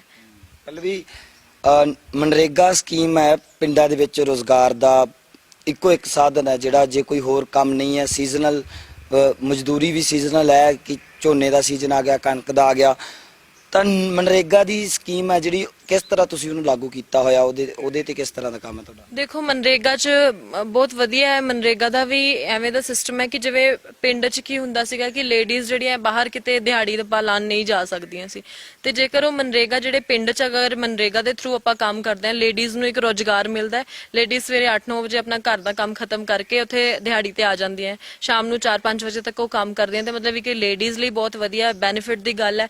ਅਗਰ ਆਪਾਂ ਪਿੰਡ ਦੇ ਲੋਕਾਂ ਦੀ ਗੱਲ ਕਰੀਏ ਤਾਂ ਜਿਹੜੇ ਹੁਣ ਜਿਵੇਂ ਪਿੱਛੇ ਲੋਕਡਾਊਨ ਦੇ ਟਾਈਮ 'ਚ ਸਾਰੇ ਕਿਤੇ ਕੰਮ ਬੰਦ ਪਏ ਸੀ, ਫਿਰ ਇੱਕ ਸਟੇਟ ਗਵਰਨਮੈਂਟ ਦੀ ਤਰਫ ਤੋਂ ਆ ਗਿਆ ਸੀ, ਇੱਕ ਆਰਡਰਸ ਆ ਗਏ ਸੀ, ਗਾਈਡਲਾਈਨਸ ਆ ਗਈਆਂ ਸੀ ਕਿ ਆਪਣਾ ਕੋਵਿਡ ਦੇ ਜਿੰਨੇ ਵੀ ਸਾਡੀ ਰਿਸਟ੍ਰਿਕਸ਼ਨਸ ਹੈ, ਜੋ ਵੀ ਗਾਈਡਲਾਈਨਸ ਆ ਉਹਨਾਂ ਨੂੰ ਫੋਲੋ ਕਰਦੇ ਹੋਏ ਆਪਾਂ ਪਿੰਡਾਂ 'ਚ ਮਨਰੇਗਾ ਦੇ ਕੰਮ ਸ਼ੁਰੂ ਕਰ ਸਕਦੇ ਆ। ਤੇ ਉਸ ਟਾਈਮ ਤੇ ਅਗਰ ਆਪਾਂ ਦੇਖੀਏ ਬਹੁਤ ਸਾਰੇ ਲੋਕ ਜਿਹੜੇ ਹੈ ਉਸ ਟਾਈਮ ਤੇ ਉਹਨਾਂ ਨੇ ਕੰਮ ਕੀਤਾ, ਤਾਂ ਮਤਲਬ ਇੱਕ ਬਹੁਤ ਵਧੀਆ ਹੋਇਆ ਕਿ ਪਿੰਡ ਦੇ ਜਿਹੜੇ ਨੌਜਵਾਨ ਜਾਂ ਜੋ ਵੀ ਹੈ ਜਿਹੜੇ ਅੱਜ ਦੇ ਟਾਈਮ ਤੇ ਬੇਰੁਜ਼ਗਾਰ ਬੈਠੇ ਉਹਨਾਂ ਨੂੰ ਰੁਜ਼ਗਾਰ ਮਿਲਦਾ ਹੈ। ਇੱਕ ਗੱਲ ਇਹ ਵੀ ਅਹਿਮ ਹੈ ਕਿ ਅਸੀਂ ਤੁਹਾਡੇ ਪਿੰਡ ਆ ਕੇ ਦੇਖਿਆ ਸੜਕਾਂ ਦਾ ਕੰਮ ਹੋਇਆ, ਸਕੂਲ ਵਧੀਆ ਬਣੇ ਨੇ ਹਨਾ, ਪਰ ਕੀ ਹੈਲਥ ਨੂੰ ਲੈ ਕੇ ਮਹਾਮਾਰੀ ਦੇ ਵਿੱਚੋਂ ਲੰਘ ਰਿਹਾ ਇੰਡੀਆ ਹਜੇ ਵੀ, ਜਿਹੜਾ ਹਜੇ ਉਹਦੇ ਚੋਂ ਨਿਕਲ ਰਿਹਾ, ਬਹੁਤ ਮੁਸ਼ਕਲ ਵਕਤ ਸੀਗਾ ਜਦੋਂ ਕਰੋਨਾ ਆਇਆ, ਤਾਂ ਉਹਨੂੰ ਲੈ ਕੇ ਤੁਹਾਡੇ ਪਿੰਡ ਦੇ ਵਿੱਚ ਕਿਸ ਤਰ੍ਹਾਂ ਦੇ ਕੇਸ ਆਏ? ਕਿਉਂਕਿ ਪੰਜਾਬ ਦੇ ਵਿੱਚ ਹੈਲਥ ਸਟਰਕਚਰ ਆ ਜਿਹੜਾ ਬੇਸਿਕ ਉਹ ਬਹੁਤ ਬੁਰਾ ਹਾਲ ਹੈ, ਤੁਸੀਂ ਉਸ ਦੇ ਲਈ ਕੋਈ ਕਦਮ ਸਰਕਾਰ ਕੋਲੇ ਚੱਕਿਆ ਜਾਂ ਫਿਰ ਕਰੋਨਾ ਦੀ ਰੋਕਥਾਮ ਦੇ ਲਈ ਪ੍ਰਧਾਨ ਮੰਤਰੀ ਸਾਹਿਬ ਨੇ ਵੀ ਤੁਹਾਡੀ ਤਾਰੀਫ ਕੀਤੀ ਸੀ ਕਿ ਤੁਸੀਂ ਕਿਸ ਤਰ੍ਹਾਂ ਨਾਕੇ ਵਗੈਰਾ ਲਈ, ਕਿੰਨੇ ਕੇਸ ਤੁਹਾਡੇ ਪਿੰਡ ਚੋਂ ਆਏ, ਉਹਦੇ ਨਾਲ ਤੁਸੀਂ ਕਿਵੇਂ ਜਿਹੜਾ ਨਜਿੱਠਿਆ, ਤਾਂ ਕੀ ਜਿਹੜਾ ਉਹ ਸੰਤੁਸ਼ਟ ਹੋ ਤੁਸੀਂ? ਅਗਰ ਹੈਲਥ ਸਟਰਕਚਰ ਨਹੀਂ ਵੀ ਆ ਉਹਦੇ ਬਾਅਦ ਵੀ ਜਿਹੜਾ ਤੁਸੀਂ ਮੁਕਾਬਲਾ ਕਰ ਸਕਦੇ ਸੀ? ਪਿਛਲੇ ਸਾਲ ਦੀ ਅਗਰ ਮੈਂ ਗੱਲ ਕਰਾਂ ਕਰੋਨਾ ਦੇ ਟਾਈਮ ਦੀ, ਤੇ ਆਪਾਂ ਮਤਲਬ ਦੇਖ ਸਕਦੇ ਹਾਂ ਸਾਡੇ ਪਿੰਡ 'ਚ ਇੱਕ ਵੀ ਕੇਸ ਨਹੀਂ ਆਇਆ ਸੀਗਾ, ਕਿਉਂਕਿ ਆਪਾਂ ਇੱਕ ਰਿਸਟ੍ਰਿਕਸ਼ਨਸ ਲਾਤੀਆਂ ਸੀ ਕਿ ਜਿਹੜੇ ਵੀ ਸਾਡੇ ਏਰੀਆ ਦੇ ਜਿਹੜੇ ਲੇਬਰ ਕਰਨ ਲਈ ਬਾਹਰ ਜਾਂਦੇ ਆ ਉਹ ਪਲੀਜ਼ ਆਪਣੇ ਜਿੱਥੇ ਲੇਬਰ ਕਰ ਰਹੇ ਆ ਉੱਥੇ ਹੀ ਰਹਿਣ, ਕਿਉਂਕਿ ਪਿੰਡ 'ਚ ਆਣਗੇ ਤਾਂ ਬਾਹਰੋਂ ਕੁਛ ਨਾ ਕੁਛ ਹੋ ਸਕਦਾ ਹੈ ਕਿ ਪਿੰਡ ਲਈ ਇੱਕ ਮਾੜਾ ਸਾਈਨ ਹੈ ਕਿ ਕੋਈ ਜਿੱਦਾਂ ਹੁੰਦਾ ਨਾ ਕਿ ਇੱਕ ਰੋਲਾ ਹੀ ਬਹੁਤ ਹੁੰਦਾ ਕਿ ਅਗਰ, ਬਟ ਫਿਰ ਵੀ ਆਪਾਂ ਪਿੰਡ ਨੂੰ ਵਧੀਆ ਤਰੀਕੇ ਨਾਲ ਮਤਲਬ proper time to time sanitize ਕੀਤਾ, ਹਰ ਘਰਾਂ 'ਚ ਜਾ ਕੇ ਮਤਲਬ ਆਪਣੇ ਮਤਲਬ ਸਾਰੀ ਫੈਮਿਲੀ ਨਾਲ ਮਿਲ ਕੇ ਮਾਸਕ ਵਗੈਰਾ ਬਣਾ ਕੇ ਲੋਕਾਂ ਦੇ ਘਰ ਘਰ ਆਪਾਂ ਸਰਵ ਕੀਤੇ। ਦੈਨ ਆਪਾਂ ਇਹੀ ਸਕੂਲ 'ਚ ਆਪਣਾ ਇੱਕ ਬਣਾਇਆ ਹੋਇਆ ਸੀ, ਮਤਲਬ ਥੋੜਾ ਜਿਹਾ ਕੋਵਿਡ ਸੈਂਟਰ ਕਹਿ ਲਓ ਉਹਨੂੰ ਬਣਾਇਆ ਸੀ, ਆਈਸੋਲੇਸ਼ਨ ਸੈਂਟਰ, ਬਹੁਤ ਇਹ ਪਹਿਲ ਤੁਸੀਂ ਕੀਤੀ ਸੀ? ਹਾਂਜੀ, ਤੇ ਆਈਸੋਲੇਸ਼ਨ ਸੈਂਟਰ ਜਿਹੜਾ ਬਣਾਇਆ ਸੀ ਆਪਾਂ ਬਣਾਇਆ ਇਸ ਕਰਕੇ ਸੀ ਕਿ ਜੇਕਰ ਕੋਈ ਪਿੰਡ 'ਚ ਆ ਜਾਂਦਾ ਹੈ ਉਹਨਾਂ ਨੂੰ ਆਪਾਂ ਇੱਥੇ ਰੱਖਾਂਗੇ, 14 ਦਿਨ ਲਈ ਰੱਖਾਂਗੇ, 7 ਦਿਨ ਲਈ ਰੱਖਾਂਗੇ ਕਿ ਉਹ ਬਾਹਰੋਂ ਆਏ ਹੈ ਤੇ ਉਹਨਾਂ ਦਾ ਪੂਰਾ ਇੱਥੇ ਖਾਣ ਪੀਣ ਦਾ ਇੰਤਜ਼ਾਮ ਉਹ ਸਾਰਾ ਕੁਝ ਕੀਤਾ ਸੀਗਾ। ਲੇਕਿਨ ਸਾਡੇ ਪਿੰਡ 'ਚ ਮਤਲਬ ਇੱਕ ਰੱਬ ਦੀ ਦਇਆ ਨਾਲ ਕਹਿ ਲਓ ਕਿ ਕੋਈ ਲਾਸਟ ਟਾਈਮ ਵੀ ਕੋਈ ਕੇਸ ਨਹੀਂ ਆਇਆ ਸੀਗਾ। ਅਗਰ ਮੈਂ ਹੁਣ ਜਿਹੜੀ ਹੁਣ ਦੀ ਸੈਕੰਡ ਵੇਵ ਦੀ ਗੱਲ ਕਰਦੀ ਹਾਂ ਤੇ ਸੈਕੰਡ ਵੇਵ 'ਚ ਸਾਡਾ ਇਹ ਹੈਗਾ ਕਿ ਪਿੰਡ 'ਚ 2-3 ਕੁਝ ਐਵੇਂ ਦੇ ਕੇਸ ਆਏ ਹੋਣਗੇ ਪੋਜ਼ਿਟਿਵ, ਲੇਕਿਨ ਆਪਾਂ ਇਸ ਵਾਰ ਵੀ ਆਪਣੇ ਪਿੰਡ ਨੂੰ ਸਾਫ਼ ਸੁਥਰਾ ਰੱਖਣ ਲਈ ਸੈਨੀਟਾਈਜ਼ ਮਤਲਬ ਲੋਕਾਂ ਨੂੰ ਜਾਗਰੂਕ ਕਰਨ ਲਈ ਕੋਈ ਕਮੀ ਨਹੀਂ ਛੱਡੀ। ਹੁਣ ਜਿੱਦਾਂ ਆਪਾਂ ਵੈਕਸੀਨੇਸ਼ਨ ਦੀ ਗੱਲ ਕਰਦੇ ਹਾਂ, ਵੈਕਸੀਨੇਸ਼ਨ ਦਾ ਇਹ ਜ਼ਰੂਰ ਦੱਸੋ ਕਿੰਨੇ % ਹੈ ਜਿਹੜੀ ਵੈਕਸੀਨ ਹੋ ਚੁੱਕੀ? ਪਿੰਡਾਂ ਦੇ ਵਿੱਚ ਡਰ ਹੀ ਬਹੁਤ ਹੈ, ਬੁਖਾਰ ਹੋ ਜਾਂਦਾ, ਲੋਕ ਡਰਦੇ ਨੇ ਕਿ ਸਹੀ ਨਹੀਂ ਹੈ ਵੈਕਸੀਨੇਸ਼ਨ, ਇਹ ਵੀ ਦੱਸ ਦਿਓ ਕਿ ਲਵਾਉਣਾ ਜ਼ਰੂਰੀ ਹੈ ਤਾਂ ਉਹਦਾ ਕੋਈ ਸਾਈਡ ਇਫੈਕਟ, ਜਾਂ ਤੁਹਾਡਾ ਪਿੰਡ ਕਿੰਨੇ ਜਿਹੜਾ % ਆ ਉਹ ਵੈਕਸੀਨੇਟ ਹੋ ਚੁੱਕੇ? ਮੈਂ ਅਗਰ ਵੈਕਸੀਨੇਸ਼ਨ ਦੀ ਗੱਲ ਕਰਦੀ ਹਾਂ, ਸਾਡਾ ਜਿਵੇਂ ਤੁਹਾਨੂੰ ਪਤਾ ਹੈ ਕਿ ਸਾਡੀ ਸਟੇਟ ਨੂੰ ਹਮੇਸ਼ਾ ਪਿੱਛੇ ਰੱਖਿਆ ਜਾਂਦਾ ਸੈਂਟਰ ਤੋਂ, ਤੇ ਸਾਡੇ ਪਹਿਲੇ ਤਾਂ ਸਟੇਟ 'ਚ ਕਮੀ ਆ ਰਹੀ ਸੀਗੀ ਵੈਕਸੀਨੇਸ਼ਨ ਦੀ। ਤਾਂ ਜਿਵੇਂ ਪਹਿਲੇ ਸਾਡੇ ਜਿਹੜੇ ਕੈਂਪ ਲੱਗੇ ਸੀਗੇ ਉਹ ਸਾਡੇ 45 ਤੋਂ ਅਬਵ 45 ਟੂ 65 ਇਅਰਸ ਤੱਕ ਦੇ ਲੋਕਾਂ ਨੂੰ ਕੈਂਪ ਲੱਗੇ ਸੀਗੇ। ਬਾਕੀ ਆਪਾਂ ਉਹ ਵੀ 2-3 ਵਾਰ ਕੈਂਪ ਆਰਗੇਨਾਈਜ਼ ਕਰਕੇ ਜਿਹੜੇ ਸਾਡੇ 올ਡ ਏਜ ਸੀਗੇ ਜਾਂ ਜਿੰਨੇ ਵੀ 45 ਤੋਂ ਅਬਵ ਵਾਲੇ ਸੀਗੇ ਉਹਨਾਂ ਦਾ 100% ਹੋ ਗਿਆ ਸੀ। ਜਿਵੇਂ ਹੁਣ ਸਾਡੀ 18 ਤੋਂ 45 ਜਿਹੜੀ ਵੈਕਸੀਨੇਸ਼ਨ ਡੋਜ਼ ਆ ਰਹੀਆਂ ਹੈ ਤੇ ਸਾਡੇ ਉਹ ਵੀ 2 ਕੈਂਪ ਲੱਗ ਚੁੱਕੇ ਨੇ, ਤੇ ਮਤਲਬ ਮੇਬੀ ਮੈਂ ਇਹ ਕਹਿ ਸਕਦੀ ਹਾਂ ਕਿ ਸਾਡਾ ਪਿੰਡ ਜਿਹੜਾ ਹੈ 90% ਵੈਕਸੀਨੇਸ਼ਨ ਮਤਲਬ ਕੰਪਲੀਟ ਹੋ ਚੁੱਕੀ ਹੈ, ਕਿਉਂਕਿ ਆਪਾਂ ਇੱਕ ਬਹੁਤ ਵਧੀਆ ਤਰੀਕੇ ਨਾਲ ਪਹਿਲੇ ਸਟਾਰਟਿੰਗ 'ਚ ਕੁਝ ਲੋਕ ਡਰਦੇ ਸੀਗੇ ਕਿ ਵੈਕਸੀਨੇਸ਼ਨ ਮਤਲਬ ਜਿਵੇਂ ਇੱਕ ਰੋਲਾ ਹੁੰਦਾ ਨਾ, ਤੁਹਾਨੂੰ ਪਤਾ ਕਿ ਇੱਕ ਰੂਮਰਸ ਜਿਹੜੀਆਂ ਹੁੰਦੀਆਂ ਹੈ ਉਹੀ ਇੱਕ ਲੋਕਾਂ ਦੇ ਮਾਈਂਡ ਨੂੰ ਚੇਂਜ ਕਰ ਦਿੰਦੀਆਂ, ਤੇ ਉਹੀ ਰੂਮਰਸ ਕਰਕੇ ਥੋੜੇ ਲੋਕਾਂ ਨੇ ਆਪਣੇ ਆਪ ਨੂੰ ਪਿੱਛੇ ਵੀ ਰੱਖਿਆ ਇਸ ਚੀਜ਼ ਤੋਂ ਕਿ ਨਹੀਂ ਵੈਕਸੀਨੇਸ਼ਨ ਨਹੀਂ ਕਰਵਾਉਣੀ ਹੈ ਕੁਝ ਵੀ। ਲੇਕਿਨ ਉਸ ਤੋਂ ਬਾਅਦ ਜਦੋਂ ਜਿਹੜੀ ਸੈਕੰਡ ਵੇਵ ਦਾ ਜਿਹੜਾ ਪ੍ਰਭਾਵ ਜਿਵੇਂ ਜਿਵੇਂ ਜ਼ਿਆਦਾ ਲੱਗਿਆ ਉਸ ਟਾਈਮ ਤੇ ਲੋਕ ਖੁਦ ਵੀ ਥੋੜੇ ਜਾਗਰੂਕ ਹੋ ਗਏ। ਕੁਝ ਲੋਕਾਂ ਨੂੰ ਆਪਾਂ ਆਪ ਵੀ ਉਹਨਾਂ ਦੇ ਘਰੇ ਘਰੇ ਜਾ ਕੇ ਥੋੜਾ ਕੀਤਾ ਕਿ ਨਹੀਂ ਜੀ ਦੇਖੋ ਵੈਕਸੀਨੇਸ਼ਨ ਸਾਡੇ ਲਈ ਬਹੁਤ ਜ਼ਰੂਰੀ ਹੈ, ਕਿ ਜੇਕਰ ਇਹ ਮਤਲਬ ਇੱਕ ਕਹਿ ਲਓ ਕਿ ਆਪਣੀ ਇਮਿਊਨਿਟੀ ਬੂਸਟਰ ਜਾਂ ਜਿਵੇਂ ਦਾ ਵੀ ਹੈਗਾ ਵੈਕਸੀਨੇਸ਼ਨ ਜਿਹੜੀ ਵੀ ਹੈ ਤਾਂ ਮਤਲਬ ਸਾਨੂੰ ਲਗਵਾਉਣੀ ਚਾਹੀਦੀ ਹੈ, ਜ਼ਰੂਰੀ ਹੈ। ਤੇ ਮਤਲਬ ਕਹਿ ਸਕਦੇ ਹਾਂ ਕਿ 90% ਸਾਡੇ ਕੰਪਲੀਟ ਹੋ ਚੁੱਕੀ ਹੈ ਵੈਕਸੀਨੇਸ਼ਨ। ਮੈਨੂੰ ਨਹੀਂ ਲੱਗਦਾ ਕਿ ਪੰਜਾਬ ਦੇ ਹੋਰ ਸਰਪੰਚ ਵੀ ਇਦਾਂ ਕਿਸੇ ਦੇ ਘਰ ਦੇ ਵਿੱਚ ਗਏ ਹੋਣ ਤੇ ਵੈਕਸੀਨੇਸ਼ਨ ਦੇ ਲਈ ਮੋਟੀਵੇਸ਼ਨ ਕੀਤਾ ਹੋਵੇ। ਪਲਵੀ, ਆਖਰੀ ਸਵਾਲ ਹੈ ਮੇਰਾ, ਕੁੜੀਆਂ ਤੋਂ ਆਪਾਂ ਗੱਲ ਸ਼ੁਰੂ ਕੀਤੀ ਸੀਗੀ ਕਿ ਕੁੜੀਆਂ ਨੂੰ ਅਸੀਂ ਕਿਹਾ ਜਾਂਦਾ 10 ਪੜ੍ਹਾ ਲਓ, 12 ਪੜ੍ਹਾ ਲਓ ਜਾਂ ਕੰਮ ਸਿਖਾ ਦਿਓ ਤੇ ਉਸ ਤੋਂ ਬਾਅਦ ਵਿਆਹ ਦਿਓ, ਹਨਾ। ਪੰਜਾਬ ਦੇ ਵਿੱਚ ਹਜੇ ਧਾਰਨਾ ਬਹੁਤ ਪੁਰਾਣੀ ਹੈ ਤੇ ਅੱਜ ਵੀ ਹੈਗੀ ਹੈ, ਇਹਦੇ 'ਚ ਕੋਈ ਦੋ ਰਾਏ ਨਹੀਂ ਹੈਗੀ। ਕੀ ਤੁਸੀਂ ਲੋਕਾਂ ਨੂੰ ਇਹਦੇ ਲਈ ਵੀ ਮੋਟੀਵੇਟ ਕੀਤਾ ਜਾ ਕੇ ਕਿ ਤੁਸੀਂ ਕੁੜੀਆਂ ਨੂੰ ਜਿਹੜਾ ਬਾਹਰ ਨਿਕਲ ਦੋ, ਜਿੱਦਾਂ ਤੁਹਾਡੇ ਪਾਪਾ ਨੇ ਤੁਹਾਨੂੰ ਖੰਭ ਦਿੱਤੇ ਉੱਡਣ ਦੇ ਲਈ, ਇੱਕ ਸਮਾਨ ਦਿੱਤਾ, ਤੁਸੀਂ ਆਪਣੇ ਸੁਪਨੇ ਲੈ ਕੇ ਉੱਡ ਰਹੇ ਉਹਦੇ ਵਿੱਚ, ਤਾਂ ਕੀ ਤੁਸੀਂ ਹੋਰ ਕੁੜੀਆਂ ਦੀ ਜਿਹੜੀ ਉਡਾਨ ਹੈ ਉਹਦੇ ਵਿੱਚ ਵੀ ਜਿਹੜਾ ਸਹਿਯੋਗ ਕਰ ਰਹੇ ਹੋ? ਦੇਖੋ ਮੈਂ ਆਪਣੀ ਤਰਫ ਤੋਂ 100% ਐਫਰਟ ਕਰਦੀ ਹਾਂ। ਹੁਣ ਜਿਵੇਂ ਕਿ ਆਪਾਂ ਆਪਣੇ ਤਾਰ ਬਲਾਕ ਦੀ ਗੱਲ ਕਰਦੇ ਆ, ਆਪਾਂ ਜਦੋਂ ਉੱਥੇ ਪਿੰਡਾਂ 'ਚ ਜਾਈਦਾ ਹੈ ਤੇ ਜੇਕਰ ਕੋਈ ਉਦਾਂ ਦੀਆਂ ਕੁੜੀਆਂ ਸਾਨੂੰ ਘਰਾਂ 'ਚ ਮਿਲਦੀਆਂ, ਮੈਨੂੰ ਮਿਲਦੀਆਂ, ਤੇ ਮੈਂ ਉਹਨਾਂ ਨੂੰ ਪਰਸਨਲੀ ਕਹਿੰਦੀ ਆ ਕਿ ਆਪਣੇ ਪੇਰੈਂਟਸ ਨਾਲ ਮਿਲਵਾਓ। ਪੇਰੈਂਟਸ ਨੂੰ ਮੈਂ ਥੋੜਾ ਮੋਟੀਵੇਟ ਕਰਦੀ ਆ ਕਿ ਜੇਕਰ ਤੁਸੀਂ ਇਹਨਾਂ ਦੀ ਸਟੱਡੀਜ਼ ਦਾ ਖਰਚਾ ਨਹੀਂ ਕਰ ਸਕਦੇ, ਸਾਡੇ ਨਾਲ ਕਈ NGOs ਜੁੜੇ ਨੇ, ਸਾਡੇ ਨਾਲ ਮਤਲਬ ਜਿੱਦਾਂ ਹੁੰਦਾ ਨਾ ਕਿ ਇੱਕ ਸਪੋਰਟ ਸਿਸਟਮ ਹੈਗਾ ਹੈ ਕਿ ਆਪਾਂ ਅਗਰ ਫਾਈਨੈਂਸ਼ੀਅਲੀ ਇੰਨਾ ਸਪੋਰਟ ਨਹੀਂ ਕਰ ਸਕਦੇ ਹਰ ਕਿਸੇ ਨੂੰ, ਬਟ ਆਪਣੀ ਤਰਫ ਤੋਂ ਜਿੰਨੇ ਐਫਰਟਸ ਹੋ ਸਕਦੇ ਆ ਆਪਾਂ ਕਰ ਸਕਦੇ ਆ। ਤੇ ਮਤਲਬ ਇੱਕ ਸਾਰਿਆਂ ਨੂੰ ਐਜੂਕੇਟ ਕਰੀਦਾ ਹੈ। ਅੱਗੇ ਤੁਹਾਨੂੰ ਪ੍ਰਤੀਕਰਮ ਕਿੱਦਾਂ ਦਾ ਮਿਲਦਾ ਹੈ? ਮਾਪਿਓ ਕੀ ਕਹਿੰਦਾ ਤੁਹਾਨੂੰ ਜਦੋਂ ਤੁਸੀਂ ਇਹ ਕਰਨ ਜਾਂਦੇ ਹੋ, ਗੱਲਾਂ ਕਹਿਣ ਜਾਂਦੇ ਹੋ, ਜਾਂ ਕੁੜੀਆਂ ਦੇ ਕੋਲੇ ਤੁਸੀਂ ਮਿਲਦੇ ਹੋ, ਉਹਨਾਂ ਨੂੰ ਪਹੁੰਚ ਕਰਦੇ ਹੋ, ਅੱਗੋਂ ਕੀ ਕਹਿੰਦੇ ਨੇ ਤੁਹਾਨੂੰ? ਵੀ ਕੋਈ ਸਲਾਹ ਮਿਲ ਜਾਂਦੀ ਹੋਣੀ ਹੈ ਕਿ ਨਹੀਂ ਇਹ ਤਾਂ ਇਦਾਂ ਹੀ ਹੈ? ਨਹੀਂ ਦੇਖੋ, ਅੱਜ ਤੱਕ ਕਿਸੇ ਨੇ ਮਤਲਬ ਮਨਾ ਤਾਂ ਨਹੀਂ ਕਰਿਆ ਕਿ ਨਹੀਂ, ਲੇਕਿਨ ਮੈਂ ਜਿਨ੍ਹਾਂ ਨਾਲ ਵੀ ਗੱਲ ਕੀਤੀ, ਜਿਨ੍ਹਾਂ ਵੀ ਪੇਰੈਂਟਸ ਨਾਲ ਅਗਰ ਮੈਂ ਗੱਲ ਕਰਦੀ ਹਾਂ, ਜਿਹੜੇ ਵੀ ਪੇਰੈਂਟਸ ਹੈ ਜਾਂ ਬੱਚੇ ਹੈ, ਕਿਉਂਕਿ ਜਿਹੜੀਆਂ ਕੁੜੀਆਂ ਹੈ ਤਾਂ ਮੋਸਟਲੀ ਹਰ ਕੋਈ ਇੰਟਰਸਟਿਡ ਹੁੰਦਾ ਹੈ ਕਿ ਚਲੋ ਆਪਾਂ ਵੀ ਪੜਾਂਗੇ, ਕੱਲ ਨੂੰ ਨੌਕਰੀ ਕਰਾਂਗੇ, ਲੇਕਿਨ ਸਾਡੇ ਜਿਹੜੇ ਇੱਧਰ ਦੇ ਪੇਰੈਂਟਸ ਹੈਗੇ ਆ ਉਹਨਾਂ ਦੀ ਸੋਚ ਕੁਝ ਅਲੱਗ ਹੈ ਕਿ ਕੁੜੀਆਂ ਸਾਡੇ ਸਿਰ ਤੇ ਬੋਝ ਹੈ। ਲੇਕਿਨ ਮੈਂ ਉਹਨਾਂ ਪੇਰੈਂਟਸ ਨੂੰ ਕਹਿਣਾ ਚਾਹੁੰਦੀ ਹਾਂ, ਮੈਂ ਜਾ ਕੇ ਮੈਸੇਜ ਵੀ ਦਿੰਨੀ ਆ ਕਿ ਕੁੜੀਆਂ ਪੇਰੈਂਟਸ ਦੇ ਸਿਰ ਤੇ ਬੋਝ ਨਹੀਂ ਹੈਗੀਆਂ, ਕਿ ਮਤਲਬ ਇੱਕ ਦਿਨ ਲਾ ਕੇ ਐਸਾ ਆਣਾ ਹੈ ਕਿ ਜਿੱਥੇ ਹੁਣ ਦੇਖੋ ਅਗਰ ਕੁੜੀਆਂ ਦੀ ਗੱਲ ਕਰਦੇ ਆ, ਹਰ ਕਿਤੇ ਕੁੜੀਆਂ ਅੱਗੇ ਆ, ਹਰ ਕਿਸੇ ਫੀਲਡ 'ਚ ਅੱਗੇ ਆ, ਤੇ ਜੇਕਰ ਆਪਾਂ ਆਪਣੀ ਕੁੜੀਆਂ ਨੂੰ ਮੌਕਾ ਨਹੀਂ ਦੇਵਾਂਗੇ ਤੇ ਕਿੱਥੇ ਉਹਨਾਂ ਨੇ ਪ੍ਰੂਵ ਕਰਨਾ ਕਿ ਆਪਾਂ ਵੀ ਪੁੱਤਰਾਂ ਤੋਂ ਜ਼ਿਆਦਾ ਹੈ। ਤੇ ਮਤਲਬ ਪੇਰੈਂਟਸ ਨੂੰ ਇੱਕ ਐਵੇਂ ਦਾ ਮੈਸੇਜ ਜਾਂਦਾ ਹੈ ਕਿ ਪਲੀਜ਼ ਤੁਸੀਂ ਆਪਣੀ ਤਰਫ ਤੋਂ ਨਹੀਂ ਕਰ ਸਕਦੇ, ਆਪਾਂ ਤੁਹਾਡੀ ਹੈਲਪ ਕਰਾਂਗੇ, ਸਾਡੇ ਨਾਲ ਕਈ NGOs ਜੁੜੇ ਨੇ। ਤੁਹਾਡੇ ਨਾਲ ਤਾਂ ਉਲਟਾ ਹੋ ਰਿਹਾ। ਇੱਕ ਵਾਰ ਫਿਰ ਤੁਹਾਨੂੰ ਰੋਕਣਾ ਚਾਹੂੰਗਾ ਕਿ ਤੁਹਾਡੇ ਭਰਾ ਤੁਹਾਡੇ ਨਾਲ ਚੱਲਦੇ ਨੇ, ਹੈਲਪ ਕਰਦੇ ਨੇ, ਤੁਹਾਡੇ ਜਿਹੜੇ ਦਿਨ ਦੇ ਕੰਮ ਨੇ ਹਨਾ ਸਾਰੇ ਜਿਹੜੇ ਤੁਸੀਂ ਦੇਖਣੇ ਨੇ, ਮਤਲਬ ਕਿ ਇਹ ਰੌਲਾ ਪਾਇਆ ਜਾਂਦਾ ਸੀ ਕਿ ਇੱਥੇ ਇਕੱਲੀ ਪਿੱਤਰ ਸੱਤਾ ਹੈ ਤੇ ਇਕੱਲੇ ਪੁੱਤਾਂ ਨੂੰ ਅਹਿਮੀਅਤ ਦਿੱਤੀ ਜਾਂਦੀ ਆ, ਪਰ ਤੁਹਾਡੇ ਪਾਪਾ ਨੇ ਲੱਗਦਾ ਇਹ ਵੀ ਚੀਜ਼ ਬਦਲੀ ਹੈ, ਇੱਕ ਮਾਡਲ ਸੈੱਟ ਕੀਤਾ ਕਿ ਜਿਹੜੀ ਕੁੜੀ ਹੈ ਉਹੀ ਪੁੱਤ ਹੈ, ਪੁੱਤ ਵੀ ਨਹੀਂ ਧੀ ਵੀ ਨਹੀਂ, ਕੋਈ ਫਰਕ ਹੈ ਜਿਹੜਾ ਨਹੀਂ ਰੱਖਿਆ ਗਿਆ। ਤੁਹਾਡੇ ਉਲਟਾ ਭਰਾ ਜਿਹੜੇ ਤੁਹਾਡੀ ਬੈਕਬੋਨ ਤੇ ਕੰਮ ਕਰ ਰਹੇ ਨੇ, ਤੁਹਾਡੇ ਪਿੱਛੇ ਖੜੇ ਨੇ, ਤੁਹਾਡੀ ਹੈਲਪ ਦੇ ਲਈ ਹਰ ਵਕਤ ਚੱਲ ਰਹੇ ਨੇ, ਤਾਂ ਇਹਦਾ ਮਤਲਬ ਉਹ ਧਾਰਨਾ ਜਿਸ ਤਰ੍ਹਾਂ ਤੁਹਾਡੇ ਪਾਪਾ ਨੇ ਤੋੜੀ ਹੈ, ਤੇ ਸਮਝਦੇ ਹੋ ਕਿ ਹੋਰ ਵੀ ਲੋਕ ਸ਼ਾਇਦ ਇਹਨੂੰ ਮਤਲਬ ਇਹੀ ਮੇਰਾ ਇੱਕ ਮੈਸੇਜ ਹੈ ਕਿ ਅਗਰ ਮੇਰੇ ਵੀ ਪੇਰੈਂਟਸ ਹੀ ਉਹ ਪੇਰੈਂਟਸ ਨੂੰ, ਹਰ ਕਿਸੇ ਪੇਰੈਂਟਸ ਨੂੰ ਆਪਣੇ ਬੱਚਿਆਂ ਦੀ ਪੇਨ ਹੁੰਦੀ ਹੈ, ਤੇ ਬਾਕੀ ਜ਼ਿੰਦਗੀ 'ਚ ਅਗਰ ਆਪਾਂ ਦੇਖੀਏ ਸਿਰਫ ਇੱਕ ਮਾਂ-ਬਾਪ ਹੀ ਐਸੇ ਹੁੰਦੇ ਆ ਜਿਨ੍ਹਾਂ ਦੀ ਸੋਚ ਹੁੰਦੀ ਹੈ ਕਿ ਸਾਡਾ ਬੱਚਾ ਸਾਡੇ ਕੋਲ ਦੁੱਗਣੀ ਤਿਗਣੀ ਤਰੱਕੀ ਕਰੇ। ਸਿਰਫ ਇੱਕ ਮਾਂ-ਬਾਪ ਦੀ ਸੋਚ ਇਹ ਹੁੰਦੀ ਹੈ, ਤੇ ਮੈਂ ਉਸ ਸੋਚ ਨੂੰ ਲੈ ਕੇ ਅਗਰ ਮੈਂ ਦੇਖਦੀ ਹਾਂ ਕਿ ਮੇਰੇ ਅਗਰ ਪੇਰੈਂਟਸ ਦੀ ਸੋਚ ਇਹ ਸੀਗੀ ਤਾਂ ਬਾਕੀ ਪੇਰੈਂਟਸ ਦੀ ਸੋਚ ਵੀ ਐਵੇਂ ਦੀ ਹੋ ਜੇ, ਤੇ ਅੱਜ ਦੇ ਟਾਈਮ 'ਚ ਕੁੜੀਆਂ ਨੂੰ ਕੋਈ ਕੁੜੀ ਨਾ ਕਹੇ, ਕਹਿਣ ਕਿ ਸਾਡੇ ਪੁੱਤਾਂ ਤੋਂ ਵੱਧ ਹੈ ਇਹ। ਕੁੜੀਆਂ ਨੂੰ ਤਾਂ ਕੁੜੀਆਂ ਤਾਂ ਚਿੜੀਆਂ ਹੁੰਦੀਆਂ ਨੇ, ਇਹ ਵੀ ਕਿਹਾ ਗਿਆ। ਨਹੀਂ ਦੇਖੋ, ਚਿੜੀਆਂ ਹੁੰਦੀਆਂ ਠੀਕ ਹੈ, ਲੇਕਿਨ ਉਹਨਾਂ ਨੂੰ ਪ੍ਰੂਵ ਕਰਨ ਦਾ ਇੱਕ ਮੌਕਾ ਵੀ ਦੇਣਾ ਚਾਹੀਦਾ ਹੈ। ਅਗਰ ਉਹ ਅੱਜ ਦੇ ਟਾਈਮ 'ਚ ਕੁੜੀਆਂ ਪੜਨਗੀਆਂ, ਮਤਲਬ ਪੜ ਕੇ ਅੱਛੀ ਜੋਬ ਤੇ ਅੱਛੇ ਮੁਕਾਮ ਤੇ ਪਹੁੰਚਣਗੀਆਂ, ਤੇ ਇਹ ਥੋੜੀ ਹੈ ਕਿ ਅਗਰ ਵਿਆਹ ਹੋ ਗਿਆ ਉਹਨਾਂ ਦਾ ਕਿ ਮਤਲਬ ਉਹਨਾਂ ਨੂੰ ਵਿਆਹ ਮਤਲਬ ਕਿਸੇ ਅਦਰ ਫੈਮਿਲੀ 'ਚੋਂ ਚੱਲ ਗਿਆ ਤੇ ਪਿੱਛੇ ਪੇਰੈਂਟਸ ਨੂੰ ਥੋੜੀ ਛੱਡ ਦਿੰਦੇ ਆ ਕੋਈ, ਤਾਂ ਮਤਲਬ ਉਹ ਤਾਂ ਮਤਲਬ ਇੱਕ ਕਹਾਵਤਾਂ ਜਿਹੜੀਆਂ ਹੈ ਠੀਕ ਹੈ, ਕੁਝ ਟਾਈਮ ਤੇ ਉਹ ਕਹਾਵਤਾਂ ਬਦਲ ਵੀ ਜਾਂਦੀਆਂ ਨੇ। ਸ਼ੈਸ਼ਨਦੀਪ ਵੀ ਸਰਪੰਚ ਹੈ, ਪੱਲਵੀ ਠਾਕੁਰ ਵੀ ਅੱਜ ਕੱਲ ਸਰਪੰਚ ਹੈ। ਅੱਜ ਕੱਲ ਸ਼ਾਇਦ ਕਹਾਵਤ ਆਉਣ ਵਾਲੇ ਹੋਰ 5 ਸਾਲਾਂ ਨੂੰ ਇਹ ਬਣੇ, ਕੁੜੀਆਂ ਚਿੜੀਆਂ ਨਹੀਂ, ਕੁੜੀਆਂ ਤਾਂ ਸਰਪੰਚ ਵੀ ਹੁੰਦੀਆਂ ਨੇ। ਹਾਂਜੀ ਦੇਖੋ, ਸਰਪੰਚ ਹੁੰਦੀਆਂ ਨਹੀਂ ਹੈ, ਲੇਕਿਨ ਆਪਾਂ ਸਰਪੰਚ ਹੈ, ਕੋਈ ਗੱਲ ਨਹੀਂ। ਕੁੜੀਆਂ ਨੇ ਇਸ ਮਤਲਬ ਇੱਕ ਇਹੀ ਲਾਈਨ ਪੋਲਿਟਿਕਸ ਦੀ ਗੱਲ ਕਰੀਏ, ਪੋਲਿਟਿਕਸ 'ਚ ਹੀ ਨਹੀਂ ਰਹਿਣਾ, ਹੋਰ ਵੀ ਫੀਲਡ 'ਚ ਦੇਖੋ ਕਾਫੀ ਸਾਰੀ ਕੁੜੀਆਂ ਜਿਹੜੀਆਂ ਅੱਜ ਦੇ ਟਾਈਮ 'ਚ ਵਰਕ ਕਰ ਰਹੀਆਂ, ਕੁਝ ਸੋਸ਼ਲ ਵਰਕਰਸ ਹੈ, ਕੁਝ ਕਿਵੇਂ ਮਤਲਬ ਆਫਿਸਰਸ ਬਣੇ ਹੋਏ ਆ, ਤਾਂ ਮਤਲਬ ਉਹ ਸਾਰੀਆਂ ਇੱਕ ਕੁੜੀਆਂ ਦੀ। ਅਗਰ ਮਲੇਰਕੋਟਲਾ ਜਿਹੜਾ ਹੁਣ ਸਾਡਾ ਨਵਾਂ ਜ਼ਿਲ੍ਹਾ ਬਣਿਆ, ਤੁਸੀਂ ਉੱਥੇ ਦੇਖੋ ਇੱਕ ਸਾਡੇ CM ਸਾਹਿਬ ਨੇ ਕਿੰਨੀ ਵਧੀਆ ਪਹਿਲ ਕੀਤੀ, ਉਹਨਾਂ ਦੀ ਸੋਚ ਦੇਖੋ ਕਿ ਮਤਲਬ ਕਿੰਨਾ ਵਧੀਆ ਇੱਕ ਸਟੈਪ ਸੀਗਾ। ਮੈਂ ਬਹੁਤ ਧੰਨਵਾਦ ਕਰਦੀ ਹਾਂ ਉਹਨਾਂ ਦਾ ਕਿ ਜਿੱਦਾਂ ਉਹਨਾਂ ਨੇ ਪੂਰੇ ਜ਼ਿਲ੍ਹੇ 'ਚ ਜਿੰਨੀਆਂ ਵੀ ਅਫਸਰ, ਪ੍ਰਸ਼ਾਸਨ 'ਚ ਜਿਹੜੇ ਵੀ ਅਫਸਰ ਸੀਗੇ, ਸਾਰੀ ਮਤਲਬ ਕੁੜੀਆਂ ਮਹਿਲਾਵਾਂ ਨੂੰ ਰੱਖਿਆ। ਮਤਲਬ ਇੱਕ ਬਹੁਤ ਵੱਡੀ ਮਤਲਬ ਇੱਕ ਸੋਚ ਹੈ। ਬਾਕੀ ਜਿਵੇਂ ਦੇਖੋ 50% ਪਿੰਡਾਂ 'ਚ ਉਹਨਾਂ ਨੇ ਸਰਪੰਚ, ਮਹਿਲਾ ਸਰਪੰਚ ਕੀਤਾ ਹੈ, ਜਿਵੇਂ ਇੱਕ ਕਰਤੀ ਉਹਨਾਂ ਦੀ ਰਿਜ਼ਰਵੇਸ਼ਨ ਕਰਤੀ, ਤੇ ਮਤਲਬ ਇੱਕ ਬਹੁਤ ਵਧੀਆ ਸਟੈਪ ਹੈ, ਤਾਂ ਕਿ ਪਿੰਡ 'ਚ ਜਿਹੜੇ ਪਹਿਲੇ ਕੀ ਹੁੰਦਾ ਸੀਗਾ ਕਿ ਲੇਡੀਜ਼ ਸਰਪੰਚ ਤਾਂ ਬਣਦੀਆਂ ਸੀ, ਲੇਕਿਨ ਲੇਡੀਜ਼ ਨੂੰ ਬਾਹਰ ਫੀਲਡ 'ਚ ਕੰਮ ਨਹੀਂ ਕਰਨ ਦਿੱਤਾ ਜਾਂਦਾ ਸੀਗਾ, ਤੇ ਉਸ ਚੀਜ਼ ਨੂੰ ਮੱਦੇਨਜ਼ਰ ਰੱਖਦੇ ਹੋਏ ਉਹਨਾਂ ਦੀ ਅੱਜ ਵੀ ਹੈ ਜਿਹੜੀ ਰਿਜ਼ਰਵੇਸ਼ਨ ਹੈਗੀ ਆ, ਜਿਹੜੀ ਲੇਡੀਜ਼ ਨੂੰ ਹੈ। ਸਰਪੰਚ ਲੇਡੀਜ਼ ਹੈ, ਪਰ ਹਸਬੈਂਡ ਆ ਜਿਹੜੇ ਕੰਮ ਉਹਦੇ ਉਹ ਕਰ ਰਹੇ ਆ ਫੀਲਡ ਦੇ ਵਿੱਚ।